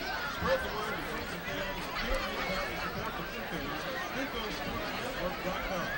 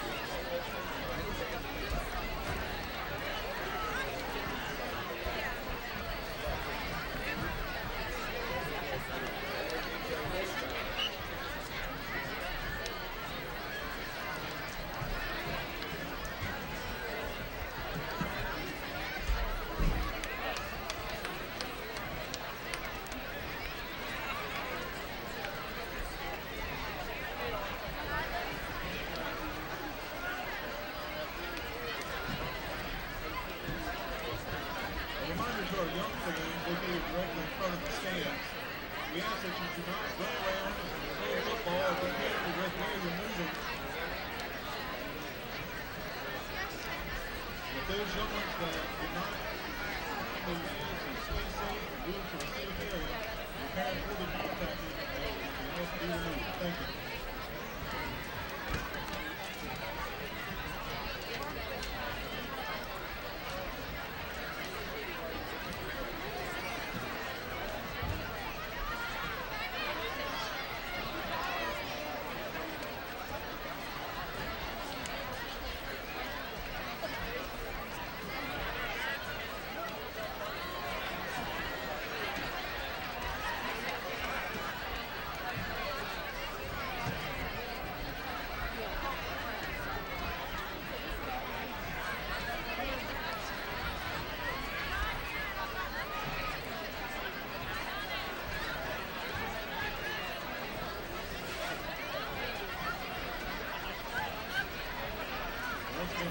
Wish a quick happy birthday to Brianna, who turned 6 years old today. Happy birthday, Brianna.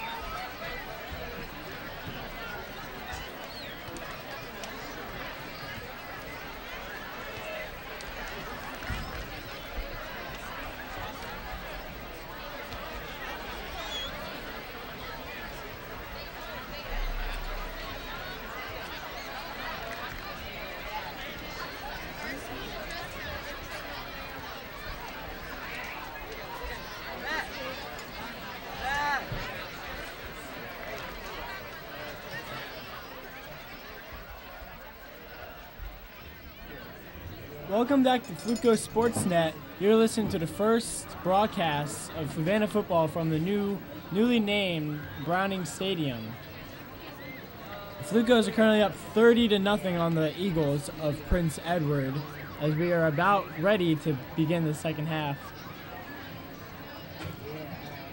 Just to recap the first half in case you're just joining us. The Flucos converted on a fumbled snap from the Prince Edward Eagles And on the first play, Deshaun Tibbs to Jalen Harrison was a combo for the touchdown. Not much after that, as the first quarter finished 7-0 Flucos. Javon Burton then went for 3 touchdowns within the 10-yard line in the second quarter to give the Flucos 27-0 lead. And then Christian Franco made it 30-0, and that's where we are now.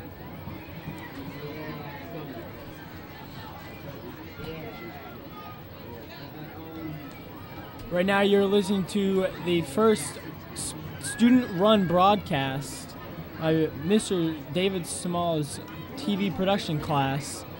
Alex Goodwin, Sabrina Gomez, Austin Searson, Nikolai Jackson, Heaven Kendrick, and Zach Hazel are the crew, and I'm Chris Markham on the mic for the game call.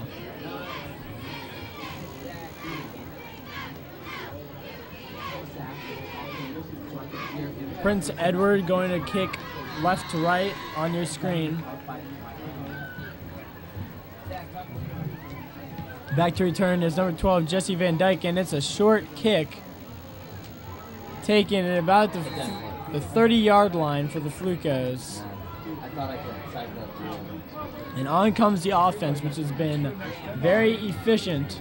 Had a few ups and downs with the false start calls in the first half, but overall very productive, especially for Javon Burton.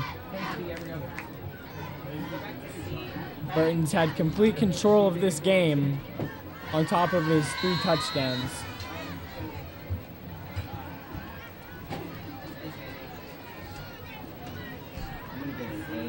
Deshaun Tibbs at the helm right now with Austin Foster out wide and Jalen Harrison on the far side. Tibbs with the motion, flicks it over to Good in the middle. It'll gain him about 3 yards on the play.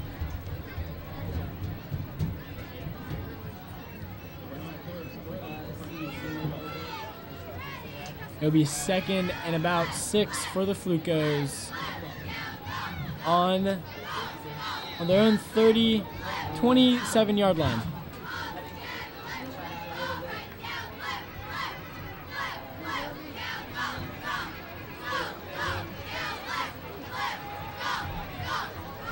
Tibbs takes it, steps back, and fires it to Foster, who cuts to the middle, spins on the sideline. He's got a nice gain across the 50, out of bounds at the Eagles' 45-yard line. Nice play by Austin Foster there. Not known for his wide receiver skills, but definitely showing his prowess there. Big, athletic, exactly what you want for a wide receiver.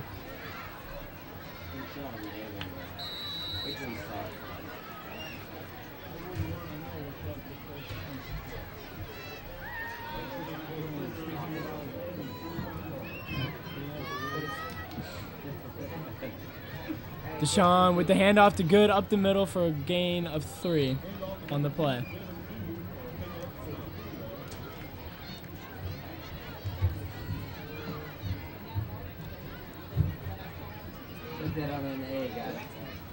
Fluco's running game has been going strong so far in this game. Good getting his carries, but Javon Burton has been carrying the load for Flucos this far.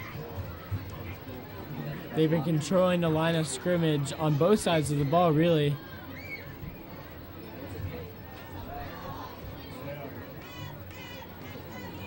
Three out wide, 2 in the backfield. Hand off to Javon, and he has a seam, and he's still up and taken down after the first down at about the Eagles' 33-yard line.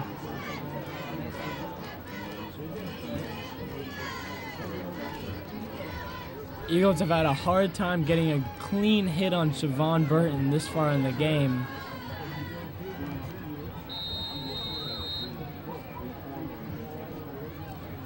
First and 10 at about the 33-yard line for the Flucos.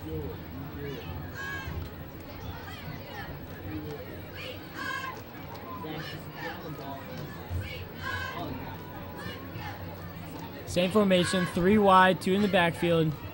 Motion to Washington, moves to the right. Deshaun gets The low snap up to Harrison, who leaps, catches, and wrestles his way across the 20 and out of bounds. Nice play that time from Harrison, showing his basketball hops there. Earlier in the first half, Deshaun Tibbs had a pass to Harrison, and looks like the same position, but sailed over Harrison's head. Jalen didn't let it do it that time.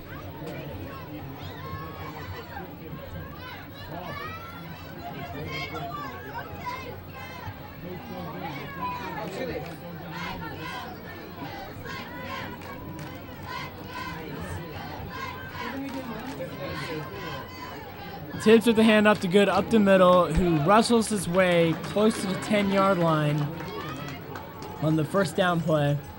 Gets his way close, not quite the first down, but it'll be 2nd and 3. At about the Eagles' 10-yard line.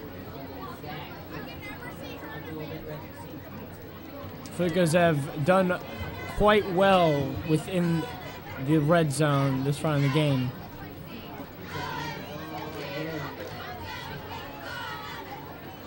Same formation, Good in motion. Tibbs gets the snap, gives it to Good up the middle, across the 10-yard line. We've seen a lot of that this game. Tibbs to Good up the middle.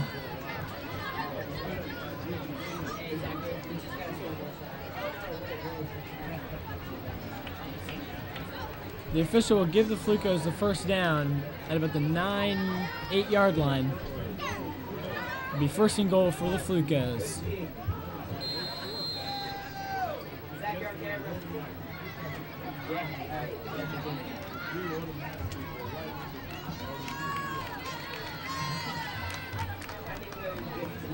Could we see a 4th touchdown for Burton? Number 22 gets a handoff, goes out wide, and he has the touchdown in the corner. Number 22 for the Flucos, Raquan Washington.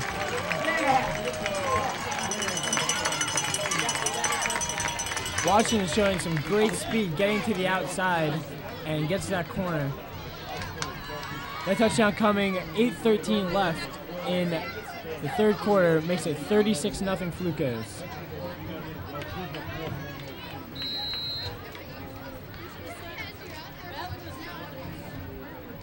Christian Franco on now to kick the extra point.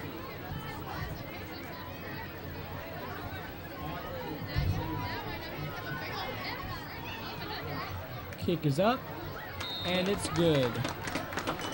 What? Okay, never mind. It is off the mark. That is my 2nd mistake of the game.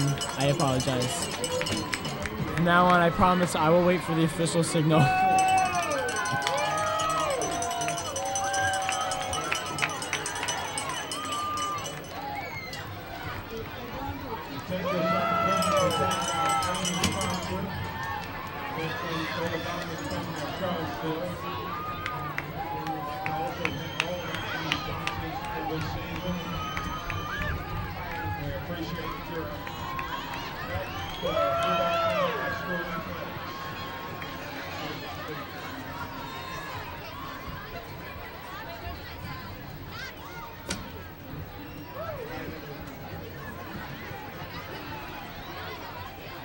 The students try getting a whiteout for this game. I see quite a bit down there, but this seems to be kind of scattered. Nonetheless, still great support from the students as they continue to funnel up and down this sidewalk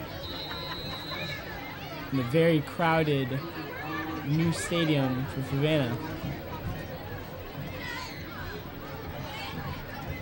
Christian Franco with the kick, taking it about the 10. Moves his way to the middle and taken down at the 28-yard line.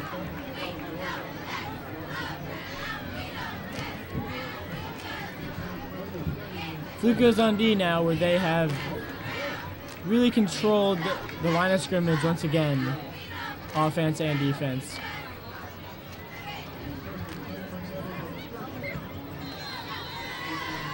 On defense, defensive standout so far this game has been Cody Childress, who's recorded, if I'm right, 4 tackles and at least 2 for a loss.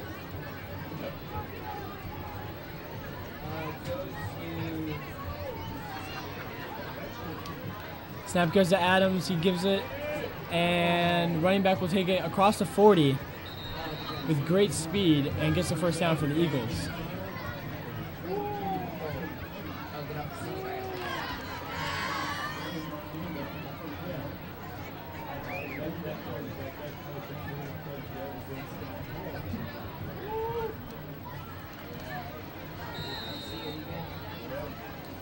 First down now for the Eagles at their own 41-yard line. Flucos sticking with their 3-4 defensive formation. Adams with the ball. Picked off. Picked off for the Flucos. Down the sideline. He has room and he will score. Number 31 for the Flucos. Jesse Lopez, who's really had his fingerprints all over this game, has a pick 6 there. Easily making his way into the touchdown, showing great speed. On that play with 6:45 left in the third quarter.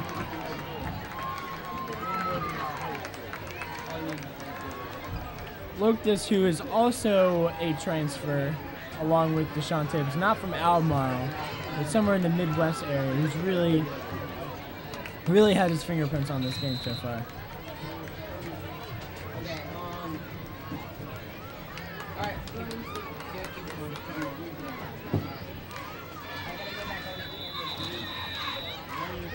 Flag on the field on the extra point attempt.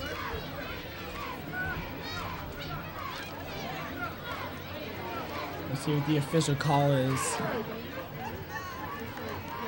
The official having some words with Captain Devin Good.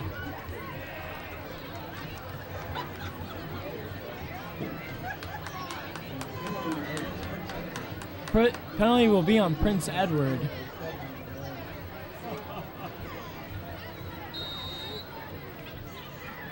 Now the extra point attempt, Christian Franco in. Hopefully I get it right this time. Kick is up. Yes. It is tipped and still good.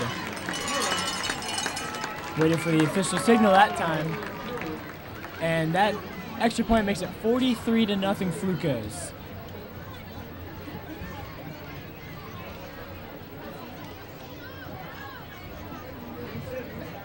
Really some good moves going on the sideline right now.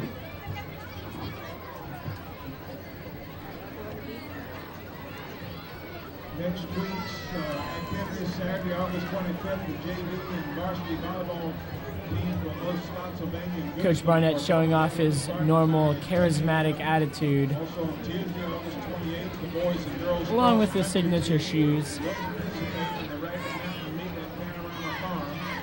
Starting time is 4 o'clock. And on Tuesday, August 28th, the JV and Varsity volleyball teams will travel to Madison for a 6 start.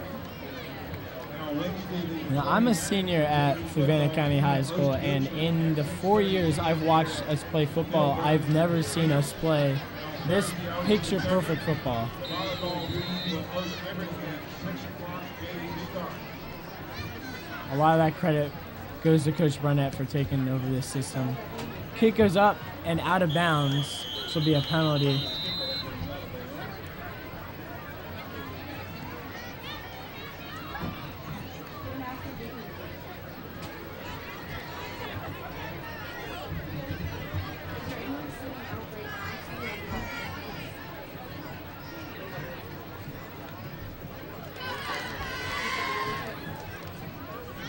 It seems as though there will be a re-kick out on the field.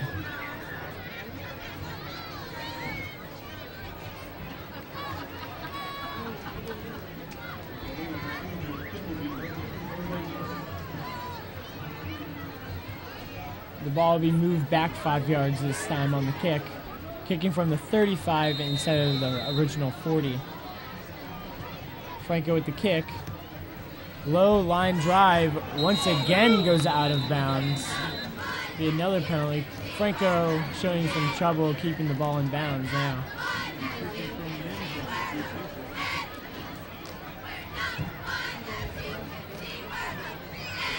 There'll be a third kickoff, this time from the 30-yard line.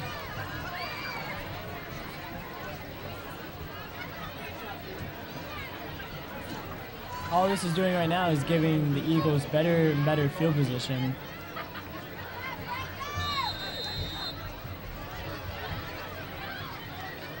Let's see if Christian can keep it in bounds this time.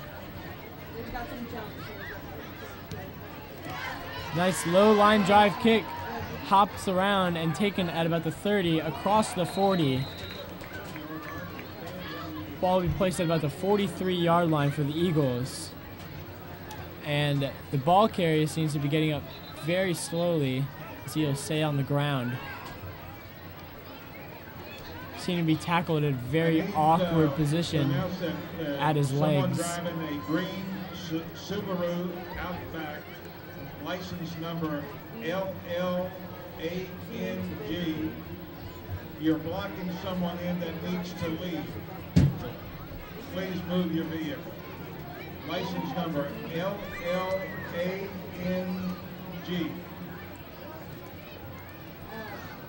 This is the second injury of the game.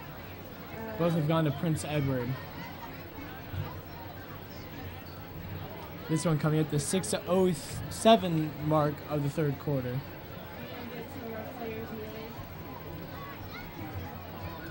As the athletic trainers and coaches will attend to the injured player. Both teams will kneel down in respect.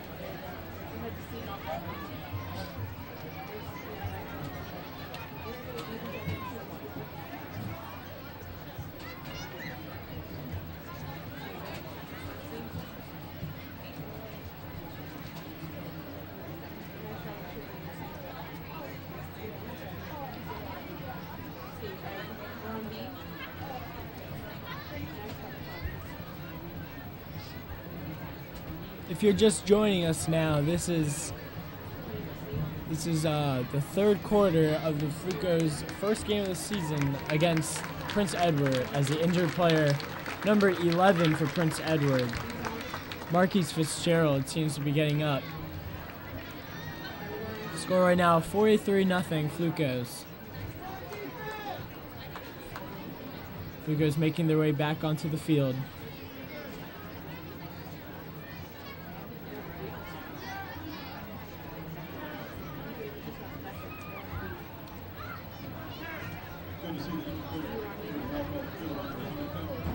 Fluvanna's defense out there against the Prince Edward offense. Prince Edward will take the ball at their own 44-yard line on 1st and 10.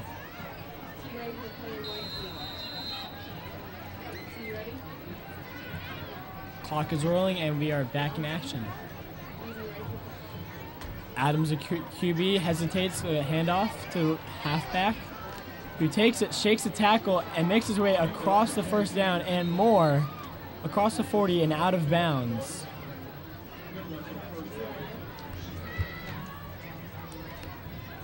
Nice run there by the Prince Edward carrier.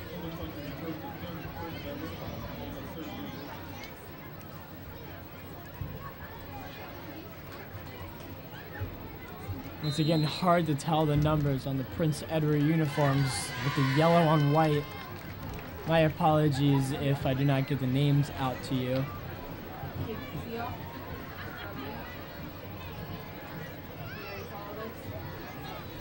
First and 10 for the Eagles in the Flucos territory, 39-yard line. Adams back, throws up and long to number 4. Clean Watkins on the attempt. Incomplete there, second down for the Eagles. That was a bit of a tight throw to throw in there. I'm not sure if he wanted to really throw that. One little hesitation, that easily would have been a pick for the Flucos.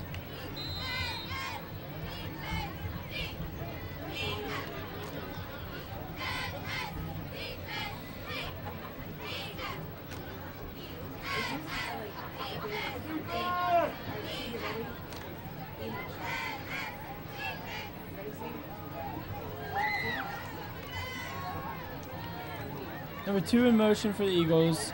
Fakes a handoff. Adams scrambles, gets about a 5-yard gain up the middle of the Flucos defense.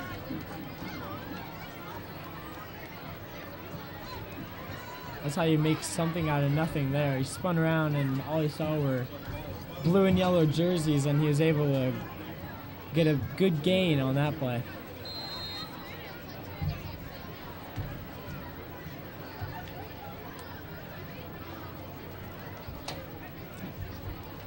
.345 left in the third quarter. Flucos up 43-0 on D with the Eagles in their territory.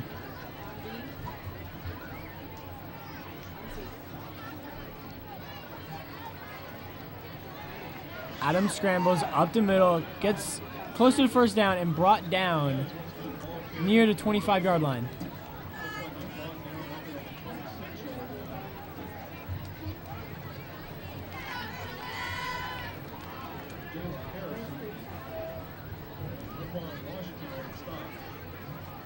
Washington with the tackle on that play for the Flucos.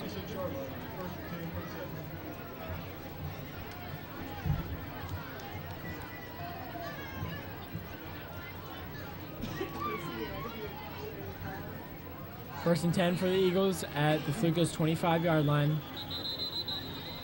Flag on the play.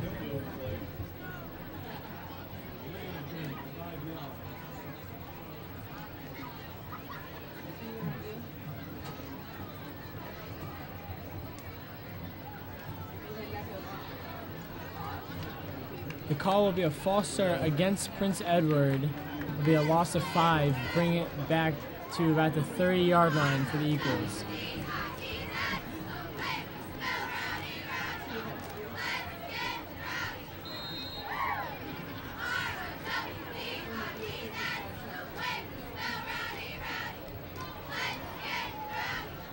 Flucos defense bending but not breaking this far on this drive.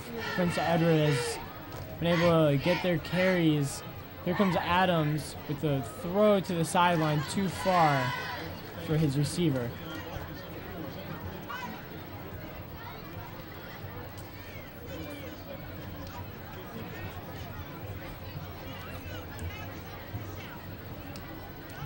Number 53, Jarrett Dunlap checking out for the Flucos on D.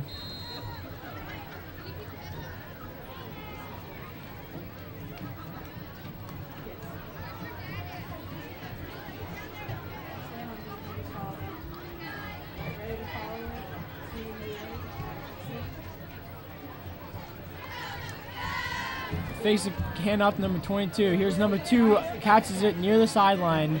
It's wrestled down and shakes away from at least 3 Flucos and gets an extra few yards on that play.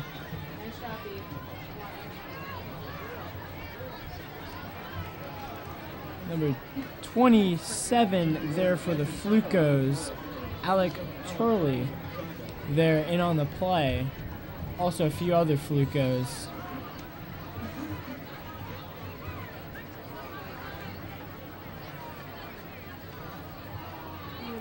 .145 left in the quarter.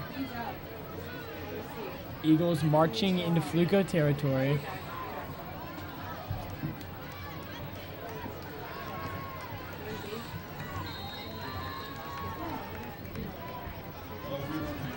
Ball placed on the Fluvanna 13-yard line now.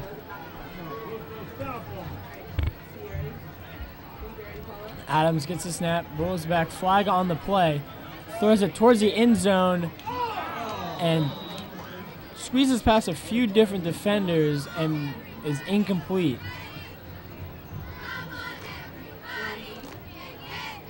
I'm sure a few Flucos there thought they had an easy pick there, but not to be.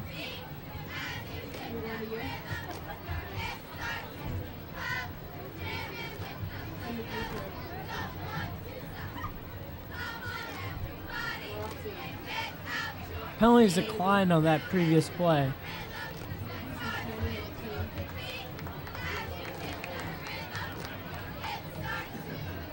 Second and 10 from the Flucos 12-yard line.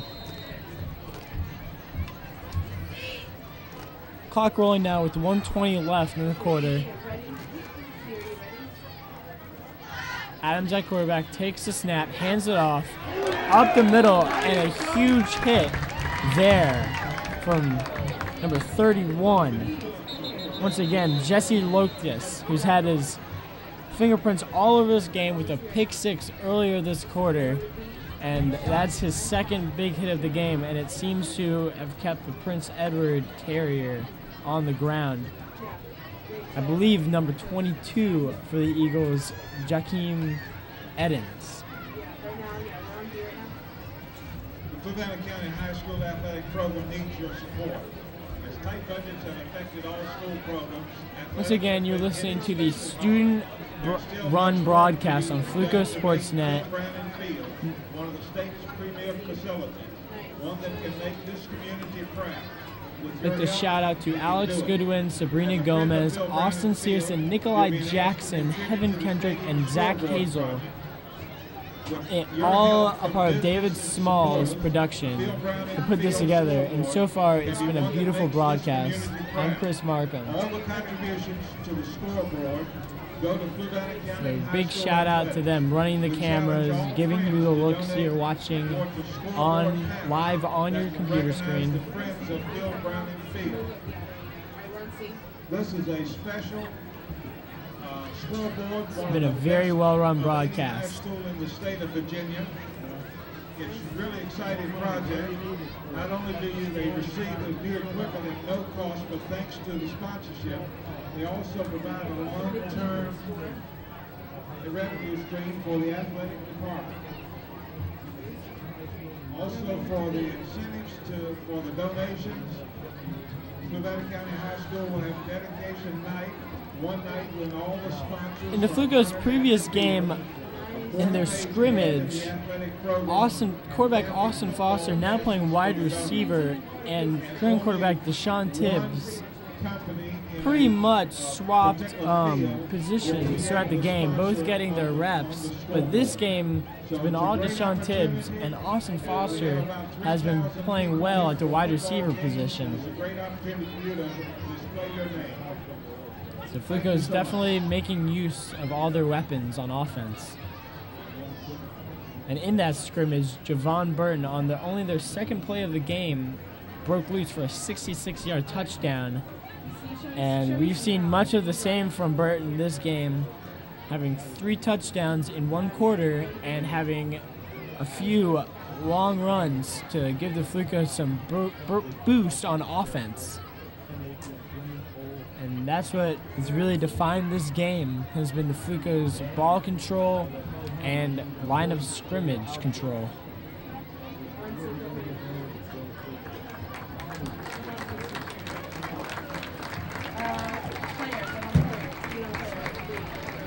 Edens now getting up from his injury after being tended to by the trainers and will gingerly walk back to his sideline.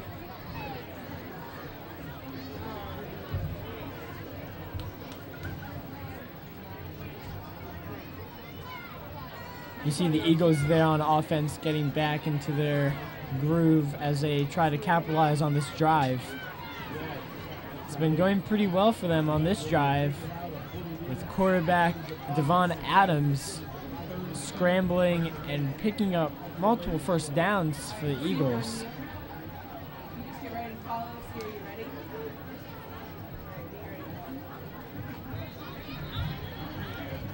First half, a lot of the story was the Eagles' inability to snap the ball correctly. There's at least 3 loose balls, and they've really fixed that this quarter.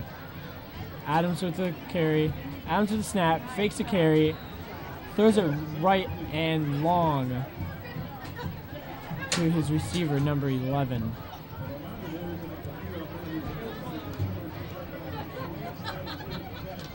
Marquise Fitzgerald there on the incomplete attempt. It'll be 4th and about 9 to go within the Flucos red zone. The Eagles will go for it on 4th down.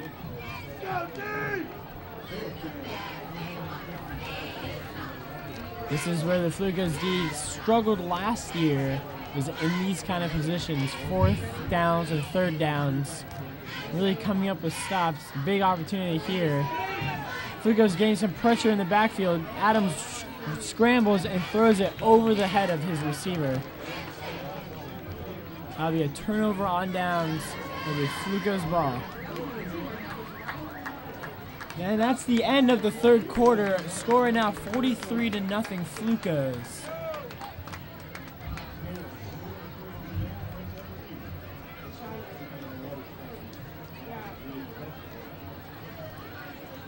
Fluvanna's golf team will host Monticello at 4 o'clock.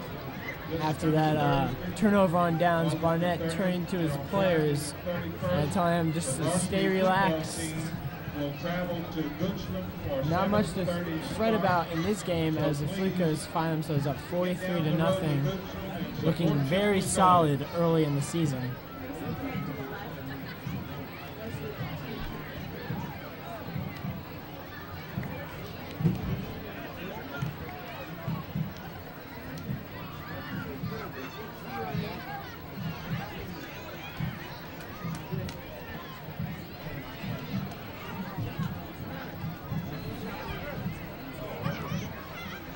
Jesse Locust, who's been a defensive stud so far in this game, I noticed is wearing the very bright neon socks, which perfectly match Coach Barnett's new game day shoes. I'm sure Barnett is enjoying that. And Jesse has really showed that he is an anchor on this defense to go along with Marcus Jackson and Devin Good at the linebacker position.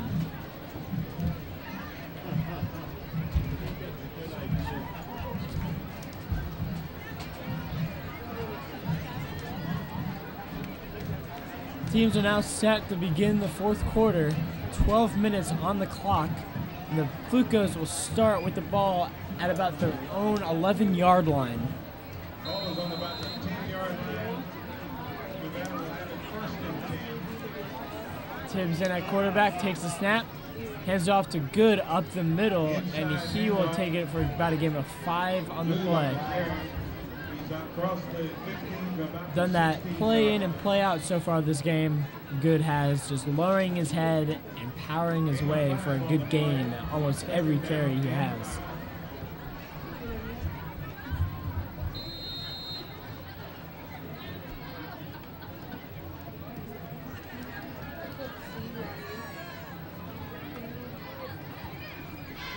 Good checks out now and earns a well-deserved rest after playing both offense and defense so far in this game. He's been looking really solid, the captain for the Flucos. Handoff now. Tibbs up to his running back.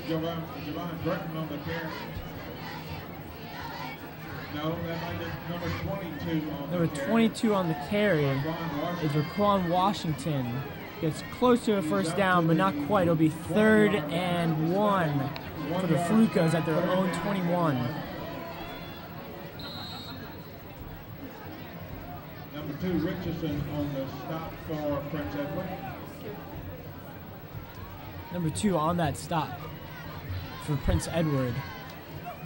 Tibbs takes the snap, hands it off up the middle. Good on the carry straight ahead. Picks up the 1st down. About 3. That looked like number 42, Jedediah Harris, possibly on that play. Gets the Flucos the 1st down.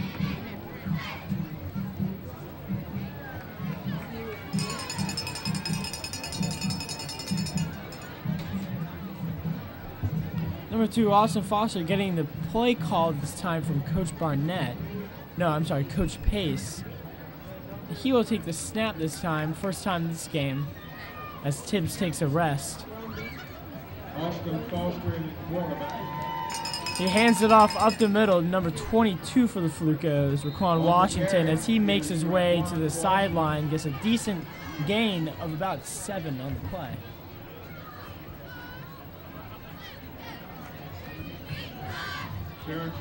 I'm sorry, closer to 6 yards. Flucos have the ball at their own 30-yard line, 2nd down and about 4 to go. Foster once again in at quarterback. Washington in the backfield with number 42, Jed Harris. Handoff goes to Harris. No, I'm sorry, it's a fake to Washington, and he makes his way across the 1st down line. Quarterback keeper. Isaiah Davis on the stop. Foster's slow to get up on that play, I believe.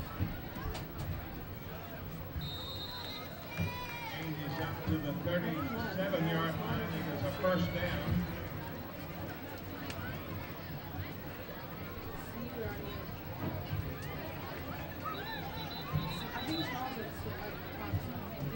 Timeout taken by the Flucos with 8:25 left in the 4th quarter, as Foster sustained a decent hit on his quarterback carry on that last play. As he will tend to the athletic trainer, Tibbs will once again come in at quarterback for the Flucos.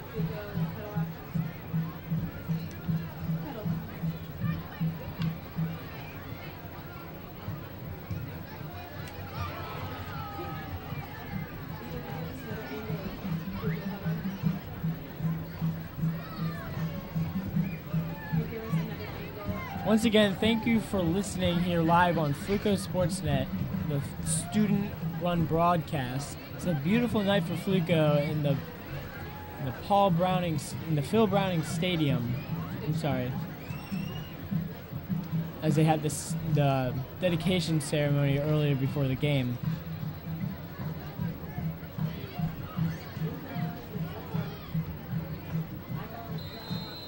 Absolutely a great turnout this game. New facility as we're ready to start play. Deshaun Tibbs hands off to Raquan Washington, who works his way across the 40, muscling his way for about a gain of 4 or 5 on the play.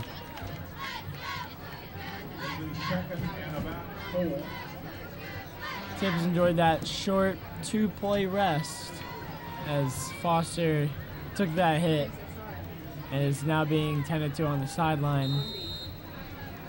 Doesn't seem to be in extreme pain, but definitely some discomfort.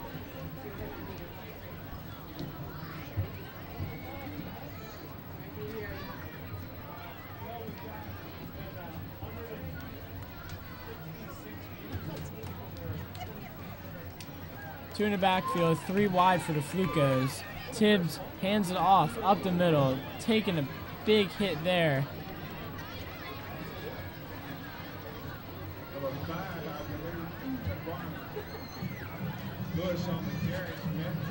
Number 5 there, Taquan Lewis on the carry. Gets a short gain, or it gets just to about the line of scrimmage. It'll be 3rd down and about 6 for the Flucos.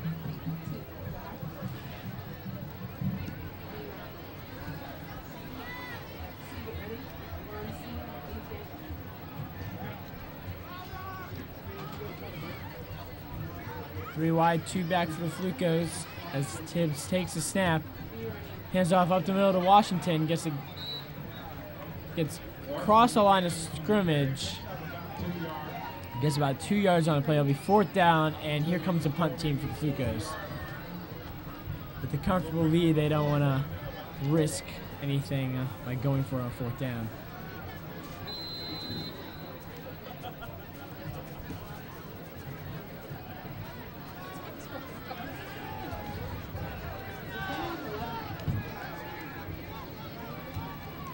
A little confusion on that play as they're setting up for the punt. Christian Franco in for the as kicker.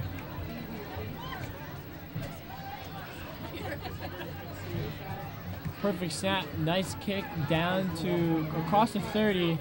The Eagles will let it roll, and picked up by number 53 for the Flucos, Jarrett Dunlap. So Eagles will pick up the ball about their own 31-yard line with 5:47 left in the game.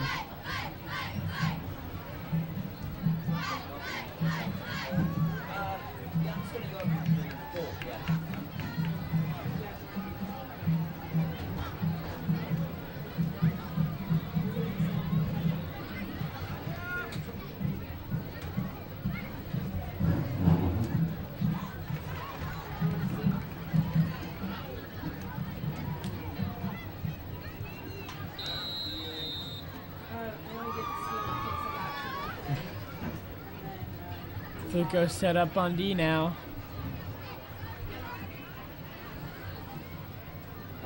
Number 1 Christian Franco runs in to check in at cornerback. Timeout. All right, Fluvanna. 5:30. There are other subs who have come in, like Michael Lawhorn, number 54, is checked in, as there will be a timeout on the field. Fluvanna bringing in some subs now with a comfortable lead. 53, Jarrett Dunlap. 21, Henry Pregans is in too.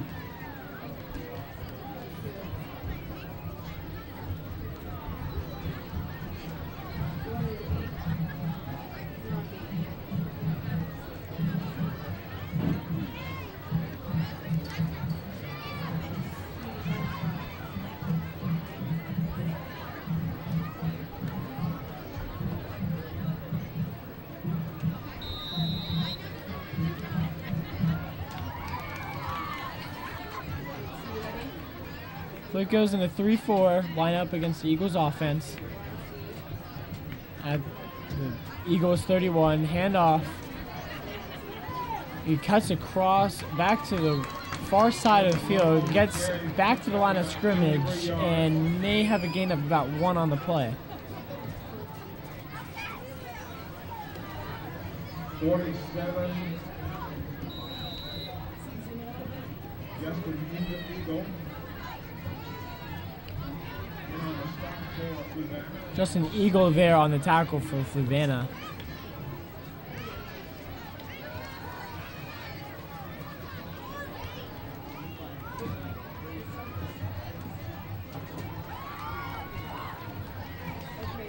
Second and about 9 for the Eagles, setting up at their own 36-yard line. I'm sorry, 32-yard line. High snap to Adams.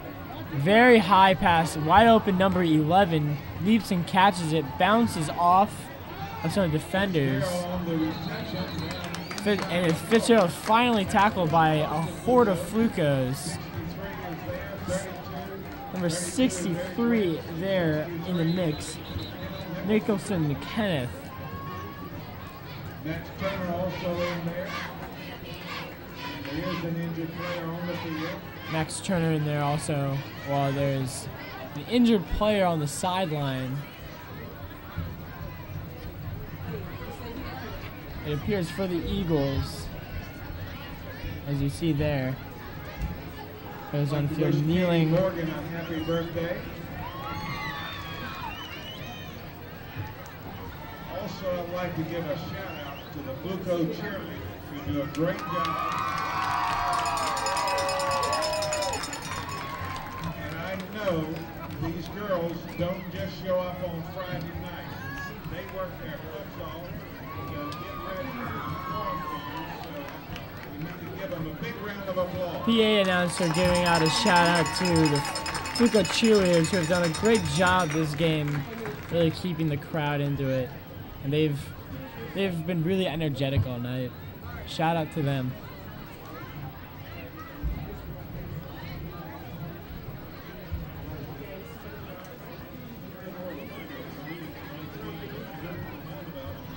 Coach Barnett talking to his players as they continue to tend to the injured Eagle near the Fluco sideline.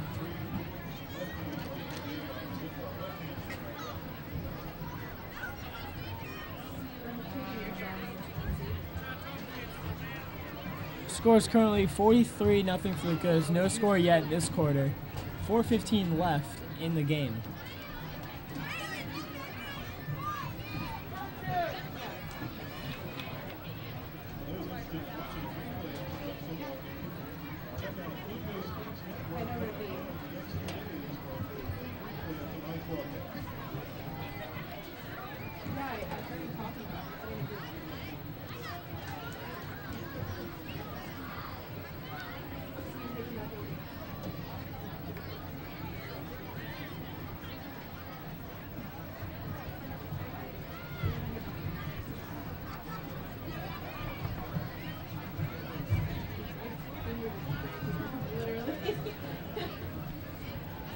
Let's take a 30-second complaint break.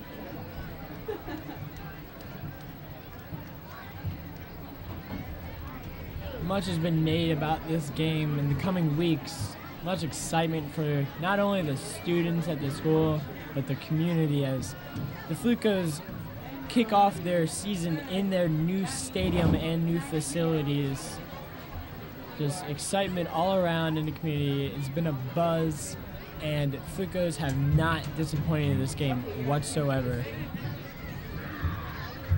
That's small score, but now you're forget it.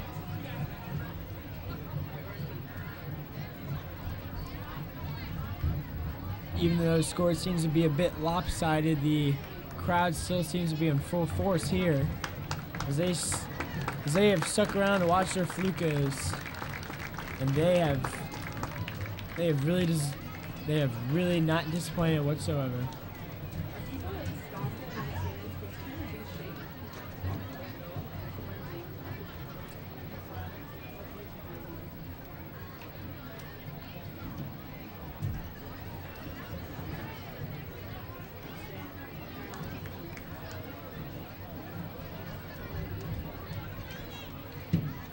There's something about having this new stadium that's just given the football team, not only the football team, but all teams and students in general, just a new feeling of rejuvenation, I guess you could call it. Just a new confidence in the programs, in the classrooms. Classrooms are so advanced. The students are actually excited to go to classes now. And football teams, volleyball teams, all teams are just taking advantage of these new facilities. This new weight room that we have.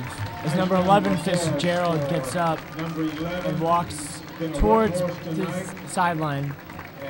But all these new facilities have just seemed to have begun a new era for Flucos.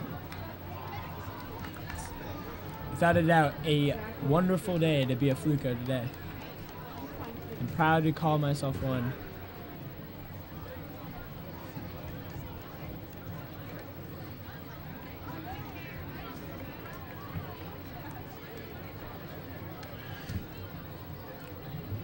Once again, 4:15 left as the teams come back out on the field to resume play.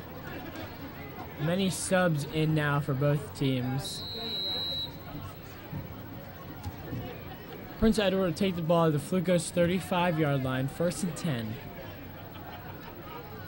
1st and 10 from the 35. And a quarterback now for the Eagles is number 7, who scrambles wide and gets a gain of about 7.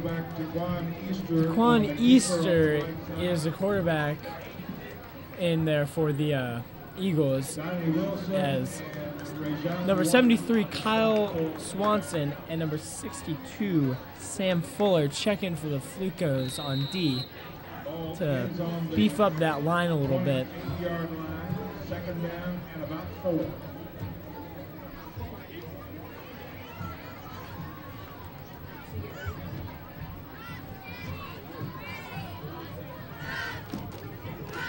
Easter for the Eagles still in a quarterback. 3 wide and 1 in the backfield. In shotgun, takes the snap, fumbles it, scrambles left. Across the 20, lowers his head, and is pushed out of bounds at about the 15. Penalty flag on the field. We'll see what the call is. back for Fluvanna.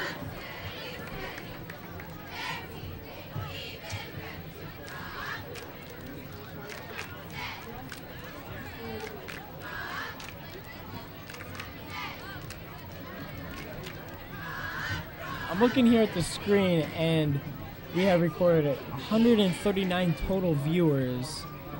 I would like to give a big shout out to all the staff working here in David Small's TV production class.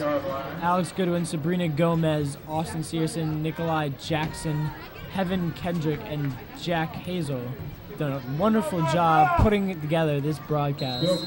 And I'd like to thank everybody watching and anybody who has watched during the course of the game. Easter still in at quarterback, takes a snap, scrambles right and looks long, tipped away and still caught. Nice focus there by the Eagles wide receiver there, as Fluco defender was able to tip the pass and still caught there by the Eagles. First score of the game for the Eagles coming at 2:55 left in the fourth quarter. Puts 6 on the board for the Eagles. They will line up to go for 2.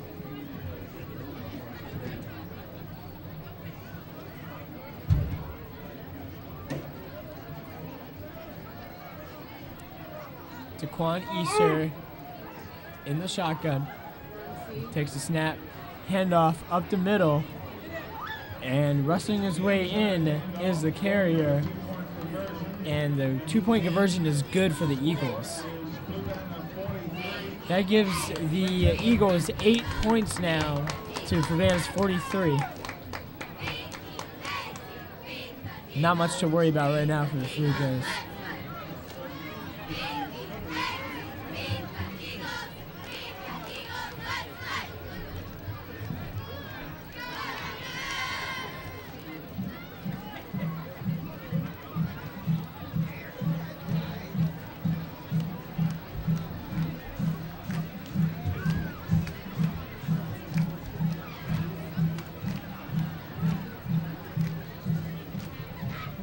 Even with the win close in hand, Barnett is still showing his command for the team, talking to them, keeping their heads in this game, not letting the margin get to them.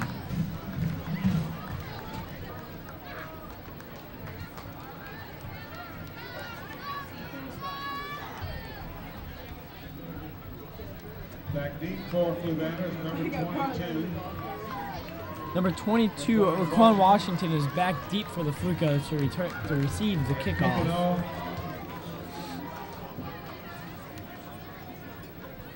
Kicking off is number 34, Bobby Burke. 2:55 remaining to play in the fourth quarter.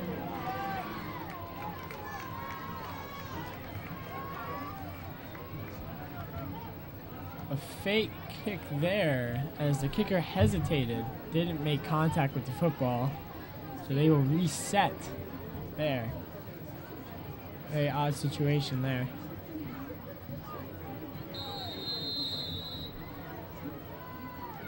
Here comes the attempt. Onside, picked up by number 33 as the official blows the play dead. The Flucos will take the ball at about their own 45-yard line. Number 33 there, Max Turner, to pick up the onside kick attempt.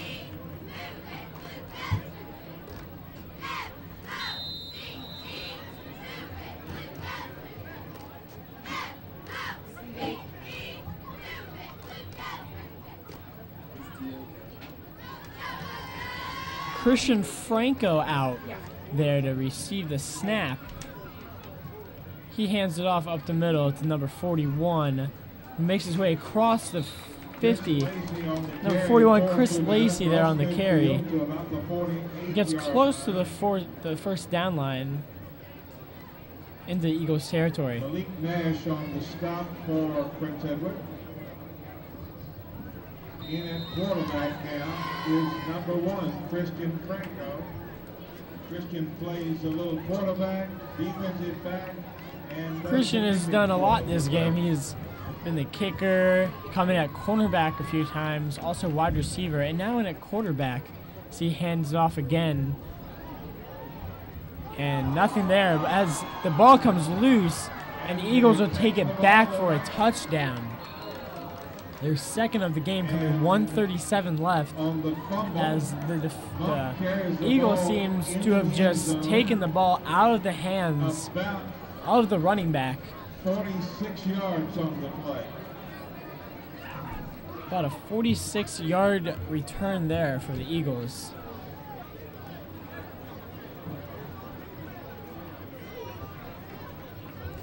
Coaching staff for the Flucos not happy with that play, as the Flucos have kind of let up a little bit in the last couple minutes. Eagles will line up to go for 2.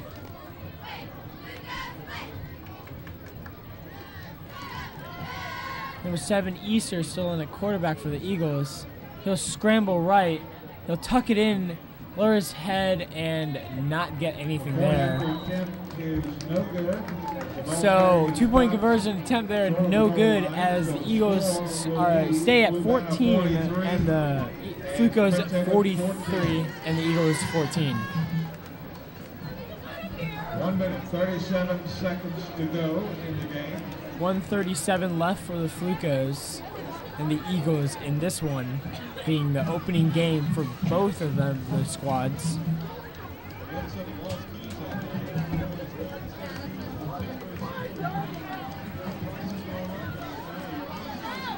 Thank you all who have been listening this game, are currently listening, and who have listened. We're up to 142 total viewers.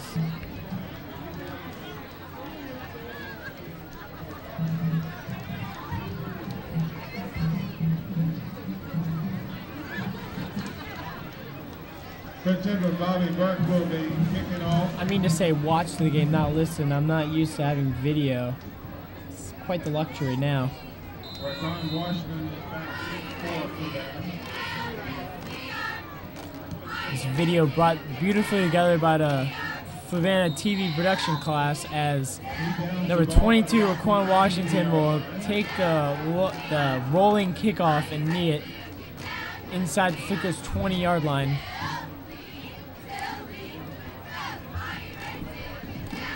.135 left in the game. Flucos up 43-14.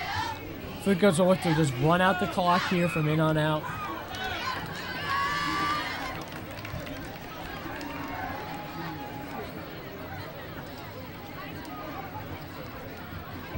Students gathering in the towards the middle fence at midfield, as they look to hopefully get a Fluco Rumble chant going, as the Flucos will begin to knee the clock out. Earlier today we had a pep rally to get the students pumped for the game, and there's definitely been a huge turnout this game, and students still seem pumped as they were earlier this afternoon.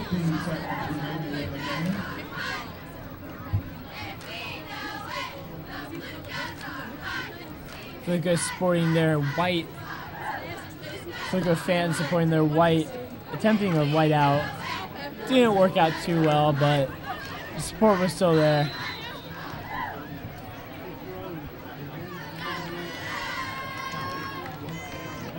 Clock ticks to under 45 seconds left in this one.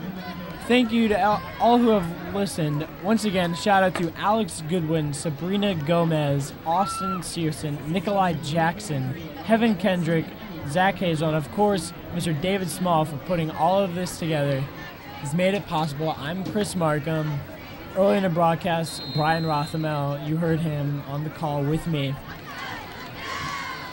Thank you for listening. Under 20 seconds left now. Final score will be 43-14 for the Flucos as they kick off their season in very, very good fashion. Not disappoint anybody who came or anybody who watched. 2-1, and that is your game. Thank you for listening on FlucosSportsNet.com. Fluvanna 43.